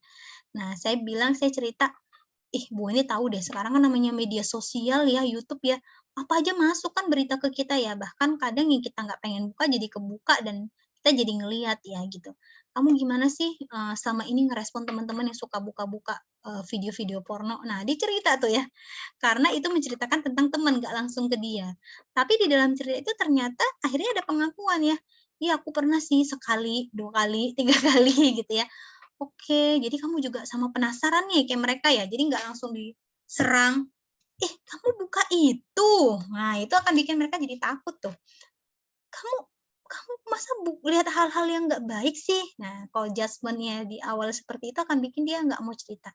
Tapi ketika dia sudah bercerita jujur, iya sih ya, kadang susah ya ngontrol diri ya, padahal kita nggak pengen lihat tapi kebuka, apalagi tahu dari temen ya. "Iya Bu, temen aku tuh Bu, aduh dia parah banget Bu." Nah, dari situ kita bisa nilai apa yang sudah dia tonton, apa yang sudah dia dengar gitu ya. Penting dapat dulu ceritanya gitu ya, jangan di-judgement dulu. Karena yang paling dihindari dari anak-anak, ketika mereka ngobrol dengan orang dewasa adalah judgement ya, disalahkan, dimarahin gitu ya. Apalagi dipermalukan ya. Saya pernah dapat, konseling klien itu, dia itu melanggar aturan, padahal awalnya dia baik-baik aja ya. Ada salah satu ustad itu yang pokoknya dia itu saat apa aturan disampaikan Ustadz itu dia langgar gitu. Sampai Ustadznya juga bingung, kenapa sih ini anak kayaknya benci banget sama saya gitu ya. Ternyata anak ini punya ingatan yang sangat dendam gitu ya. Dia pernah dihukum sama Ustadz itu dipermalukan di asrama putri gitu ya. Jadi dia putra dipermalukan itu pas ada putri yang lewat gitu ya. Gara-gara kesalahan sepele. Katanya aku sebenarnya nggak apa-apa dihukum, tapi waktu itu kayaknya Ustadz itu dendam banget dan sengaja menghukum aku di depan santri-santri putri gitu ya. Dia punya pengalaman emosi yang lebih besar di sana. Rasanya kalau lihat muka Ustadz tuh kayaknya seneng banget tuh menghukum aku. Persepsinya dia gitu ya. Padahal sebenarnya Ustadznya biasa aja gitu ya. Yang saya lakukan apa ketika dia cerita seperti itu? Ya saya menempatkan diri dengan cara berpikirnya dia. Kebayang sih ya kalau Bu Weni jadi kamu ya, pas kita lagi dihukum terus kita dilihatin gitu sama cewek-cewek, apalagi sama orang yang adik kita suka ya. Nah itu tuh Bu, ada cewek yang aku suka. Nah dia keluar tuh ceritanya tuh ya. Aduh rasanya malu banget Bu, aku kesel banget deh. Padahal kira-kira Ustadz itu tahu nggak sih ya kamu suka cewek itu? Nggak tahu sih, teman kan aku kesel jadinya gitu ya. Jadi berarti sebenarnya Ustadz tuh nggak dendam ya sama kamu. Iya sih gitu. Nah itu akhirnya dia mengakui gitu ya. Tapi ketika itu nggak dipantulkan, ketika nggak diterima, dia akan menolak gitu ya, menolak bercerita. Akhirnya dia mau berubah aja nggak mau, nggak ada punya pikiran gitu ya. Karena dia lebih mempertahankan perasaan yang tidak amannya tadi gitu ya, dengan melawan, agresi dan sebagainya gitu. Baik, mari kita sharing ya. Mungkin ada pertanyaan dari peserta semua. Dari materi saya tadi, dari beberapa teknik-teknik tadi, akan lebih jelas besok kita di sesi praktek ya. Kita akan praktekkan besok. Silakan jika ada pertanyaan dan diskusi, akan lebih menarik mungkin kalau ada real kasus atau contoh yang Anda hadapi dan kesulitan-kesulitannya. Jadi kita bisa kasih masukan. Oh, ini ada di kolom chat ya ternyata ya. Ibu ada di kolom. Iya, saya baca dulu ya dari Bu Hafsah.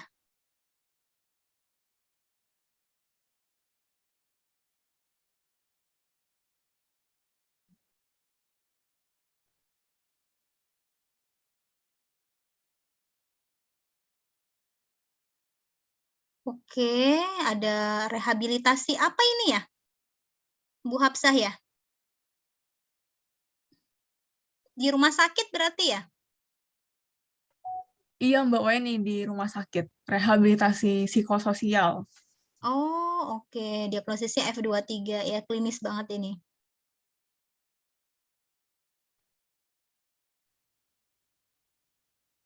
Oke, nah ini kan ngelihat saya lebih rendah, taunya dari mana nih Mbak Hafsah? Dia melihat Mbak Hafsah lebih rendah. Respon dia apa emangnya? Jadi dia bilang kalau dia tuh sebelum datang ke sini udah research, bahkan bilang kalau researchnya itu nggak cuma di web doang, tapi jurnal-jurnal psikologi juga. Kebetulan orangnya ini mahasiswa hukum, terus dia juga kayak bilang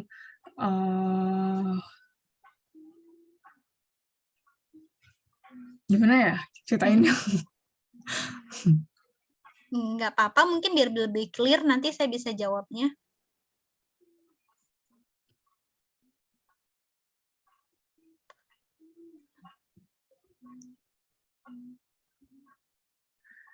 Jadi itu karena saya ingin membuilding rapport, jadi saya sedikit sebenarnya ini saya tahu ya sebenarnya ini kurang patut untuk dilakukan, tapi karena saya ingin building rapport, jadinya saya menceritakan tentang diri saya, tapi dengan tujuan untuk memberi contoh untuk supaya dia lakukan gitu ya Mbak. Terus saya sempat mikir mau cerita apa ke dia, terus dia malah bilang kayak gini Mbak, oh nggak apa-apa kalau nggak nyaman ceritanya nggak usah gitu. Jadi kayak kebalik gitu Mbak, harusnya kan sayang kayak gitu ya Mbak. Iya, Tapi iya. malah dia yang kayak gitu. Terus juga Oh, dia bilang kalau dia tuh tahu kode etik psikologi itu kayak gimana gitu. Nah terus saya jadi kayak, aduh, ini kenapa jadi ngerasa dia yang lebih pintar daripada saya gitu. iya. Kayak gitu sih Mbak. Nah, sebelumnya Mbak udah tahu belum diagnosis F32 ini apa? Major depressive disorder bukan sih Mbak? Major depressive. Disorder. Oke, dengan pendidikan dia yang tinggi ya. Iya, maksudnya sekolahnya bagus sih, cuman seumuran dengan saya. Cuman SMA, SMP, SD, SMP, SMA, kuliahnya bagus gitu. Oke. Nah, ini kan sebenarnya ini masih punya ego ya. Kondisi depresifnya itu dia menolak gitu loh, menolak dianggap lemah. Kita harus pahami dulu kondisi psikologis orang dengan depresif tadi ya. Orang-orang yang depresif itu dia menolak dibantu. Oh gitu. Saya nggak apa-apa kok, sering gitu kata-katanya. Saya nggak apa-apa kok, tapi dia menunjukkan gejala ingin dapat perhatian. Ya. Jadi serba salah kan, tapi kalau terlalu diperhatikan dia nggak mau karena saya dianggap lemah. Gitu. Jadi kita pahami dulu nih gejalanya. Dia punya ketidakberhargaan diri yang dia nggak pengen dianggap lemah. Dengan dia ada di situ aja mungkin dia udah ngerasa tertekan gitu ya. Oke. Ya. Dia ada di situ atas kemauan sendiri apa dibawa keluarga atau gimana? Kalau ke psikolog dan ke psikiaternya dia sendiri, cuman untuk ke rehabilitasi psikososialnya dia dirujuk dari psikiaternya. Harus rawat ya. Iya, di rehabilitasi sih. Iya, kan itu rehabilitasi sosial berarti gratis ya, yang gratis? Saya kurang tahu sih, Mbak. Bukan rumah sakit ya, bukan rumah sakit jiwa ya? Rumah sakit jiwa, Mbak. Oh, rumah sakit jiwa ya? Bukan, Iya. maksudnya bukan yang dari dinas sosial gitu ya, rumah sakit jiwa yang berbayar? BPJS sih, Mbak. Oke. Berarti kalau dia udah sampai dirujuk rawat inap, itu kan kondisinya berat ya? Nah, ekspektasinya sih, apa sih bantuan yang bisa kita berikan? Nggak banyak gitu memang, tapi kita menemani. Iya. Jadi, pertama dia nggak mudah trust gitu ya, dengan orang lain. Iya. Jadi kita menemani. Saya dulu pernah pengalaman di praktek di Rumah Sakit Jiwa Grogol ya. Ada bapak-bapak itu dia jabatannya dulu kepala dinas dan dia ada di situ. Bayangin gimana coba dia ngerasa, saya dulu kepala dinas loh, jabatan saya pejabat loh, dia ada di situ. Ketika saya sama dia, saya nemenin aja, mau main apa Pak? Gitu ya. Jadi nggak langsung tahu ceritanya, jangan dulu gitu ya, karena itu menunjukkan dia belum nyaman, belum trust. Main, ngobrol, waktu itu kita main gambar-gambar, terus main tebak-tebakan, cerita tentang hal yang netral-netral. Itu di sebulan terakhir baru saya bisa membuka cerita dia. Ternyata dia udah bakar rumah, dia telanjang keluar rumah, ternyata udah seserem itu gitu ya. Saya nggak tahu tadinya, saya lihat dia udah normal-normal aja, nih orang ngapain di sini gitu ya, kok cerdas gitu ya. Ternyata setelah udah sebulan, oh jadi Mbak Weni saya itu udah dibuang sama keluarga saya bakar rumah, saya bakar kasur, saya keluar telanjang, jadi udah mulai sadar gitu ya. Nah itu sebulan gitu waktunya, nggak langsung gitu. Nah, jadi harus dilakukan adalah rapotnya dulu berarti. Dia nggak siap untuk cerita yang banyak gitu ya. Rapot tadi perhatikannya. Jadi mau pakai teknik-teknik yang tadi jangan dulu nih, belum cerita soalnya. Rapot aja gitu ya. Bisa jadi kalau terlalu dianggap lemah tadi dia nggak suka gitu, egonya tinggi. Gitu. Misalnya dia tahu hukum nih, nggak dengerin, jadi orang yang nggak tahu apa-apa kan gitu ya. Hukum-hukum tentang ini menurut kamu gimana sih gitu ya? Oh, jadi gitu ya. Jadi antusias kita dengerin cerita dia itu akan membangun rapot juga. Tentang apa yang dia tahu gitu ya. Berarti jangan masuk ke masalahnya dulu ya Mbak, tapi coba kayak misalnya hobinya apa gitu, terus tentang jurusannya ditanya-tanya dulu gitu ya Mbak. Tentang minatnya dia gitu ya. Tapi ya itu ya, kita jadi orang yang nggak tahu apa-apa gitu ya, terutama di bidang hukum ya gitu. Oke, baik. Terima kasih Mbak. Sama. Ada pertanyaan lagi nih dari Vicky Dwi Rahayu. Ada muridnya, umur 15 tahun, suatu hari murid saya itu tilawah nggak lancar dan beberapa bahkan selalu lupa. Lalu saya bilang, kamu lakukan maksiat apa sampai salah begini? Oke, baik. Nah, jadi mungkin menurut keilmuan ya, Mbak Vicky ya, Mbak Vicky Dwi Rahayu ya, ketika kita tidak lancar membaca Al-Quran, itu berarti ada kemaksiatan yang sedang kita lakukan gitu ya. Tapi di anak umur 15 tahun, kalau kita langsung todong begini, kita lihat dulu nih pemahaman dia gimana sih gitu ya.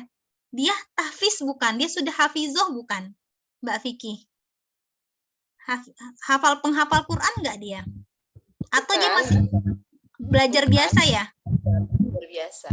Oke, berarti sebenarnya pemahaman dia juga terkait ilmu agama masih rendah ya. Kita perlu memotivasi dia kan sebenarnya untuk dia agar mau belajar gitu ya. Cara memotivasi yang baik adalah tidak menyudutkan gitu. Walaupun ya kalau mungkin sesuai agama syariat pasti ada kemaksiatan yang kita lakukan sehingga hafalan kita berkurang, bacaan kita salah gitu ya. Tapi tidak tepat pada momen itu gitu. Karena dengan bacaannya yang masih salah berarti keyakinan, terus tingkat keimanannya juga tergambarkan dari situ dia masih pada level belajar sehingga pada tahap yang harus butuh motivasi gitu ya. Cara memotivasinya yang terbaik adalah dengan mengapresiasi usahanya mau belajar gitu ya. Hari ini masih salah kan udah 15 tahun ya harusnya ya, kalau menurut Islam itu harusnya udah belajar lebih baik, tapi kan kita perlu tahu riwayatnya, dia dibesarkan bagaimana, apakah ibu bapaknya ngajarin intens itu dari dulu, atau dia jangan-jangan baru belajar, atau sebenarnya dia nggak suka dipaksa orang tuanya ya. Nah ini pasti akan sangat mempengaruhi proses belajarnya. Kalau dengan cara disudutkan seperti tadi akan mengurangi motivasi belajarnya gitu ya.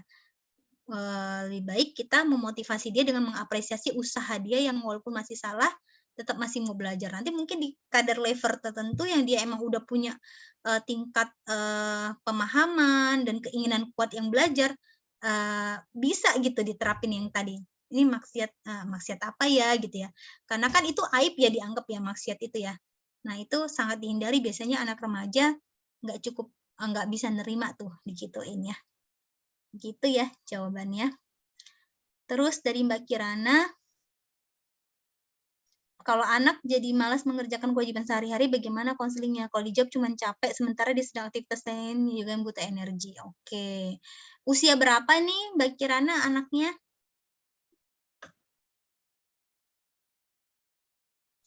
Usia berapa? Karena usia ini mempengaruhi juga treatment yang mau kita terapkan.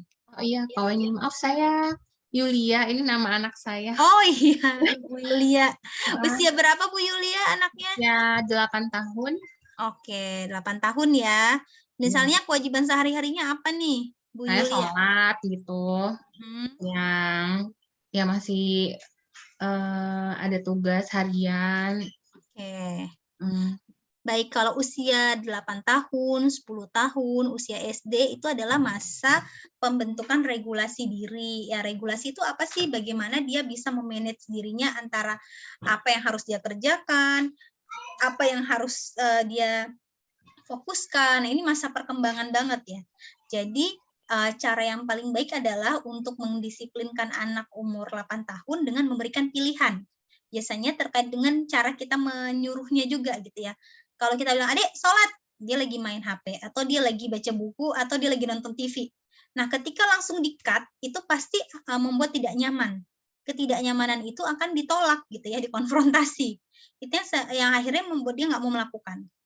Jadi kalau kita mau mendisiplinkan, adik mau sholat, jadi dia lagi ngapain tuh, kita kasih dia spare waktu dulu. Adik 10 menit lagi ya waktunya sholat, atau adik mau sholat dulu atau nanti dilanjutkan lagi, atau nanti 10 menit udah selesai. Kasih pilihan. Jadi kasih waktunya, dia menyiapkan diri menyelesaikan aktivitas sebelumnya, kasih dia pilihan gitu ya. Terus juga ketika menyuruhnya jangan diungkit kesalahan-kesalahan sebelum. Adik sholat tuh kan setiap disuruh sholat selalu aja kamu tuh nggak mau ya, selalu aja nunda-nunda. Nah itu akan membuat hal negatif yang muncul gitu ya. Jadi kalau kita mau menyuruh, instruksi aja langsung momen itu tanpa mengungkit-ungkit kesalahan di masa lalu atau kesalahan sebelumnya. Adik malu tuh, kadang gini ya, ngeliat adiknya yang lebih kecil lebih rajin ya. Tuh yang umur 5 tahun aja udah rajin, masa kakaknya males? Nah, padahal maksud kita memotivasi ya, agar dia sebagai kakak lebih bangga, pengen contohin yang baik. Tapi ternyata pada prakteknya ini nggak efektif gitu ya. Buat anak lebih terkesan fokus kepada masalah pembandingannya tadi gitu, bukan pada instruksi yang harusnya dia kerjakan gitu ya. Atau juga biasanya kita terbiasa dengan menyuruhnya itu awalnya pelan-pelan, lama-lama teriak ya. Jadi biasanya udah teriak baru dia bangkit gitu ya. Nah ini sebuah pola yang terjadi sama anak secara terus-menerus. Alah kalau Umi masih pelan berarti belum, tunggu Umi teriak dulu baru aku melakukan gitu ya. Jadi ada pola tuh di dalam otaknya. Maka yang harus kita lakukan adalah clearin dulu instruksinya apa, konkret, jelas gitu ya. Adik ke kamar mandi, wudhu, sholat sekarang gitu ya. Terus juga konkret gitu ya. Terus jelas informasinya. Adik dari tadi main HP terus, nggak ngapain sih maksudnya gitu ya. Nah itu untuk anak-anak dalam rentang usia tadi ya, 7 tahun sampai 12 tahun. Mereka lagi masa pembentukan pola perilaku. Jadi kewajiban-kewajiban tadi itu lagi masa pembentukan. Naik turun pasti ada sebabnya. Kemarin rajin, kok sekarang malas ya? Gitu ya. Biasanya anak umur 5 tahun lebih mudah dibentuknya untuk rajin. Ada beberapa klien saya itu datang, Bu Weni, ini anak saya waktu TK rajin banget. Sekarang udah umur 10 tahun kok malas ya Bu Weni ya? Pengaruh teman-temannya ya gitu ya, langsung tuh nyari siapa kambing hitamnya. Padahal ternyata pola yang diterapkan yang salah gitu ya. Kemarin itu polanya pola dia 5 tahun. Nah, pola menyuruh anak 5 tahun ketika udah 10 tahun beda, tapi tetap dengan cara anak 5 tahun. 5 tahun dia belum tahu apa-apa, masih bergantung sama orang tua. 10 tahun dia udah tahu banyak hal, dia udah tahu cara membantah atau dia tahu cara memanipulasi dan sebagainya. Maka treatmentnya harus berbeda juga gitu ya dengan komunikasi gitu. Jadi dilihat polanya Bu, kira-kira apa nih ya? Apakah cara menyuruhnya, ataukah cara memberikan instruksinya, atau ternyata ada motivasi lain tuh dari anak ketika sedang mengerjakan apa gitu ya. Jadi perlu dikomitmenkan lagi tuh kewajiban kamu apa, baru kamu boleh melakukan apa ya. Kadangkala antara kewajiban dengan reward kita ngasihnya nggak berimbang, atau rewardnya dulu, kewajibannya nanti. Akhirnya ketika reward udah dapet, kewajiban nggak dilaksanakan, kita tuntut-tuntut gitu kan. Kan kemarin udah dikasih, sekarang kewajiban dong. Nah itu berarti nggak tepat tuh yang memberikan reward di awal gitu. Kadang gitu juga sih. Iya, jadi dia udah ya nggak mau gitu ya, dia ngabein ya sama anak-anak. Nah itu konsistensi penting banget ya, konsisten. Jadi kalau mau menerapkan aturan konsisten gitu ya. Kalau memang ada konsekuensi dari tindakannya, nanti kalau misalnya nggak sholat juga HP-nya diambil ya, tapi besoknya nggak diambil-ambil gitu ya, akhirnya nggak konsisten. Berarti aturan itu nggak bisa diterapin gitu ya. Cari sesuatu yang lebih mudah konsekuensi untuk kita terapkan secara konsisten. Oke, ada lagi mungkin dari yang lain, silahkan. Oke, makasih Kak Weni. Sama-sama. Ada lagi Kak? Nah, anak dan remaja ini punya karakteristik yang sangat berbeda ya, gitu ya. Kalau anak remaja biasanya diskusinya lebih banyak nih, kita perlu ajak ngobrolnya lebih banyak. Ada kadang momen yang kenapa sih nggak mau cerita gitu ya. Kita lihat dulu ketika masa anak-anaknya, kita sedekat itu enggak gitu ya. Kalau ternyata masa kanak-kanak ternyata enggak sedekat itu, dia nganggap kita seorang orang tua yang punisher, penghukum, tentu ketika udah remaja susah nih. Kalau kita mau ngubah polanya, ya kita harus dari awal lagi gitu pendekatannya, nyamannya dulu gitu ya. Cuman kadang posisinya sebagai orang tua ini double karakter gitu ya, antara mau jadi konselor sama jadi orang tua, itu yang susahnya kan. Kalau jadi orang tua itu kan dia harus memang ada posisi di mana dia tegas ya, di mana dia nggak selalu permisif gitu. Tapi sebagai konselor dia memang ada posisi yang harus nggak boleh judgement, nggak boleh menghukum, tapi orang tua boleh menghukum, maka harus cari momennya nih. Bahkan kadang ada teman saya yang psikolog itu karena double peran tadi ya, dia harus membawa anaknya ke psikolog gitu, ke profesional yang lain, karena double peran itu membuat ketika ada masalah yang sangat serius, peran si orang tua tadi nggak bisa dipisahin gitu ya. Jadi memang ada masalah-masalah yang mungkin orang tua itu perlu bawa anaknya ke konselor gitu. Karena si peran orang tuanya yang memang harus bertindak tegas dan lebih disiplin lagi. Gitu. Antara mendisiplinkan tadi kan, sementara si anak lagi pengen didengerin, dia nggak suka, tapi orang tua tetap harus disiplin kan. Misalnya terkait pacaran nih ya orang tua nggak bisa, misalnya ya tetap aja kalau nggak boleh ya nggak boleh gitu ya. Tapi nggak masuk tuh sama si anak untuk dia akhirnya lebih terbuka dengan isi hatinya. Karena peran itu memang harus ada value yang mau diterapkan orang tua. Mungkin si anak akhirnya boleh dibawa ke konselor yang lain agar dia lebih terbuka pikirannya, menyampaikan alasannya gitu ya. Itu mungkin akan lebih membantu. Sama saya juga kalau sebagai psikolog saya nggak bisa bantu keponakan saya kalau masalahnya terlalu rumit ya, harus di-refer juga, atau pasangan, atau mungkin misalnya anak gitu ya, susah gitu ya. Beberapa masalah-masalah yang memang harus butuh orang yang netral gitu ya. Orang netral itulah yang tadi ya fungsinya kalau sebagai konselor tadi. Ibu, Ya, jadi ada sebagian remaja gitu Bu yang menganggap memiliki gangguan mental itu adalah hal yang keren. Sampai-sampai saya pernah lihat dulu ya, ada orang yang buka usaha kaos gitu bergambar yang isinya tuh kayak penyakit mental, kayak misalnya skizofrenia, OCD, dan penyakit lainnya. Jadi tuh sebagian remaja ada yang menganggap punya penyakit mental itu keren gitu. Nah, pendapat Ibu sebagai seorang psikolog gimana itu? benar, ini tren ya. Nah, karena berawal dari banyaknya orang-orang yang mereka idolakan yang mendeklarasikan mereka mengalami gangguan. Sehingga mereka nganggep aku kayak dia. Jadi namanya fase remaja sangat mudah meniru, sangat mudah menduplikasi apa yang dianggap oleh orang lain, apa yang dinilai oleh orang lain ya. Maka ketika kita menemukan remaja seperti itu, tentu kita perlu luruskan gitu ya, apa yang dia anggap penyakit mental tadi. Bisa jadi kan karena edukasi yang kurang ke remaja tersebut. Sehingga kita perlu kasih tahu edukasinya. Nah, ini bisa dilakukan nih melalui edukasi-edukasi tentang kesehatan mental, tentang itu apa gangguan, tentang bagaimana proses seseorang didiagnosis, nggak boleh sembarangan melabel ya, nggak boleh sembarangan mendiagnosis, self diagnosis itu nggak boleh. Ini adalah edukasi perannya untuk mencegah hal-hal tersebut. Dan di kalangan remaja itu kadangkala mereka punya grup-grup ya. Nah, kita harus tahu banget tuh sejauh mana yang mereka ikutin. Saya sepanjang saya konseling sama anak remaja, saya tahu ternyata di grup lain itu ada grup-grup untuk cari pacar, ada grup-grup untuk bahas K-pop, ada grup-grup untuk bahas tentang, drakor ya. Bahkan ada grup-grup yang, orangnya random banget di dalamnya gitu ya, yang suka anime. Nah, kita nggak boleh ketinggalan informasi tuh tentang kayak gitu-gitu. Kita harus lihat, harus tonton, harus tahu gitu ya.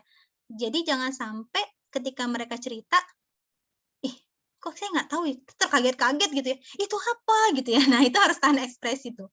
Saya suka catat biasanya tuh. Habis itu, habis selesai konseling saya buka ya, walaupun parah-parah banget ya, misalnya tentang beberapa klien remaja itu yang nonton video porno gitu ya. "Oh, linknya apa ya? Kayaknya yang itu Bu ini belum tahu deh." Saya berperan seolah-olah saya tahu segalanya. "Boleh nggak Bu ini tahu link yang itu?" Gitu ya. "Ini loh Bu ini cara ngetiknya." Selesai konseling saya ketik ya, astagfirullah ya, parah banget ternyata gambarnya ya. Tapi mau nggak mau saya harus lihat untuk menilai, oh udah sejauh itu ya dia ternyata ya. Dulu awal dapatnya dari mana gitu ya, aku dikasih teman aku gitu ya. Teman dari mana? Teman dari grup. Grup apa? Grup gaming misalnya. Nah itu kita harus ikutin banget tuh. Jadi kalau ada orang tua yang punya anak remaja, punya media sosial, tolong ikutin media sosialnya dan anaknya harus bilang, "Mama ikutin ya," tapi jangan ketika kita ngikutin, setiap dia posting apa kita komentarin, "Ini nggak boleh ini nggak boleh." Nanti dia akhirnya berbohong, manipulatif, dia bikin akun yang baru yang kita nggak tahu gitu ya. Nah ini, kita harus benar-benar jadi ada posisi jadi teman, ada posisi jadi orang tua ya, ketika jadi teman kita pantau gitu ya, agar anaknya terbuka. Eee Kadang di kolom chat DM ya, kita nggak tahu siapa yang dia temui gitu ya.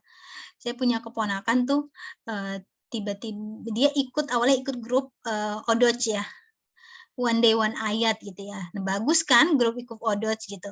Terus dia ketemulah salah satu teman seumuran dia di sana, di dalam grup itu. Lalu mereka chat-chatan dan si temen ini bilang, aku ada loh grup, di situ kamu bisa tambah temen gitu ya. Temen kayak gimana? Pokoknya temen apa aja dikasih lah masuk ke dalam grup itu. Dan ternyata si keponakan saya ini ngerasa dia pengen dapat temen, dia chat semua orang yang ada di grup itu. Hai, aku ini, apa kabar? Aku mau kenalan. Ternyata tuh ada orang dewasa, ada laki-laki. Ya itu ya pikiran anak-anak, dia simple aja pengen dapat temen gitu ya. Dia nggak tahu bahwasannya banyak orang jahat yang kadang-kala sikapnya manis gitu ya. Untungnya cepat ketahuan gitu. Saya tanya, kenapa kakak WA orang itu? Aku pengen dapat teman, abisnya HP aku sepi. Kan kalau Umi Abi tuh pegang HP banyak tuh yang ngechat, kok aku nggak ada yang ngechat, katanya gitu. Alasannya sederhana, cuman pengen di-chat gitu. Akhirnya setelah itu saya sering ngechat dia. Karena waktu itu dikasih HP lagi pandemi harus belajar kan. Dia ngerasa kok aku nggak ada yang ngechat gitu. Saya ngechat dia sih berapa jam lagi apa. Ya udah dia nge-share foto. Dia cuma pengen kayak orang lain gitu loh. Ada yang ngechat, ada yang nanya kabar gitu ya. Nah itu kan kalau kita tahu oh ternyata ya dengan kita kasih perhatian gitu ya udah dia nggak lagi nyari yang lain gitu. Sumber masalahnya cuma ada di sana. Baik, udah jam 9.22 ya. Mungkin sampai di sini ya untuk materi kita. Besok kita akan lanjut ke praktek ya. Insya Allah kita ketemu dengan praktek yang lebih konkret lagi ya dengan materi tadi. Kita akan praktekin bagaimana penerapan refleksi probing dalam proses konseling ya. Tentu nanti ada yang jadi konselor, ada yang jadi kliennya ya, saling bertukar ya. Sehingga kita benar-benar bisa ngebayangin gimana kita melakukan proses konselingnya. Demikian dari saya materi di malam ini. Assalamualaikum warahmatullahi wabarakatuh. Saya kembalikan ke Mbak Putri. Waalaikumsalam warahmatullahi wabarakatuh. Ibu terima kasih atas materi hari ini. Materi yang sangat bagus. Tujuan konseling itu adalah salah satu bentuk awal yang diberikan oleh seorang konselor. Dan ada etikanya juga, tadi kita sudah bahas, seperti menjaga kerahasiaan, tidak memasukkan nilai pribadi, tidak melakukan aktivitas sosial, dan sebagainya. Saya mengucapkan terima kasih kepada teman-teman yang hadir dalam ruangan Zoom ini, dalam rangka mengikuti Zoom hari ini. Alhamdulillah, sudah lebih kurang dari 2 jam kita mendengar Ibu Weni selaku pemateri pada malam ini. Adakah ingin bertanya lagi? Oke, sepertinya sudah cukup. Kita tutup majelis hari ini. Subhanakallahumma wa bihamdika asyhadu an la ilaha illa anta astaghfiruka wa atubu ilaik. Oke, kakak dan ibu sekalian, besok jangan lupa untuk hadir offline ya. Terima kasih semua, kita tutup hari ini. Oh iya, kita foto dulu. Oke, kita foto dulu hari ini. Oke, saya hitung ya. Open kamera, kalau ada yang mau open kamera dulu buat foto bersama-sama.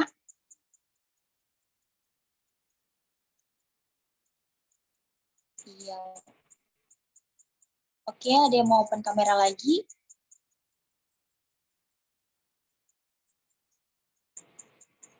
Oke, saya hitung ya. Kita foto. 1, 2, 3. Oke, sudah. Oke, nggak apa-apa kalau yang nggak bisa open kamera, nggak apa-apa. Terima kasih ya semua. Kita tutup hari ini. Wassalamualaikum warahmatullahi wabarakatuh. Terima kasih. Waalaikumsalam warahmatullahi wabarakatuh. Terima kasih Mbak Weni. Maaf ya. On-off nih. Tadi di jalan sambil ngikutin. Siap Bu Vivi. Selamat malam. Assalamualaikum. Waalaikumsalam. Mbak. Dadah Mbak. Dadah.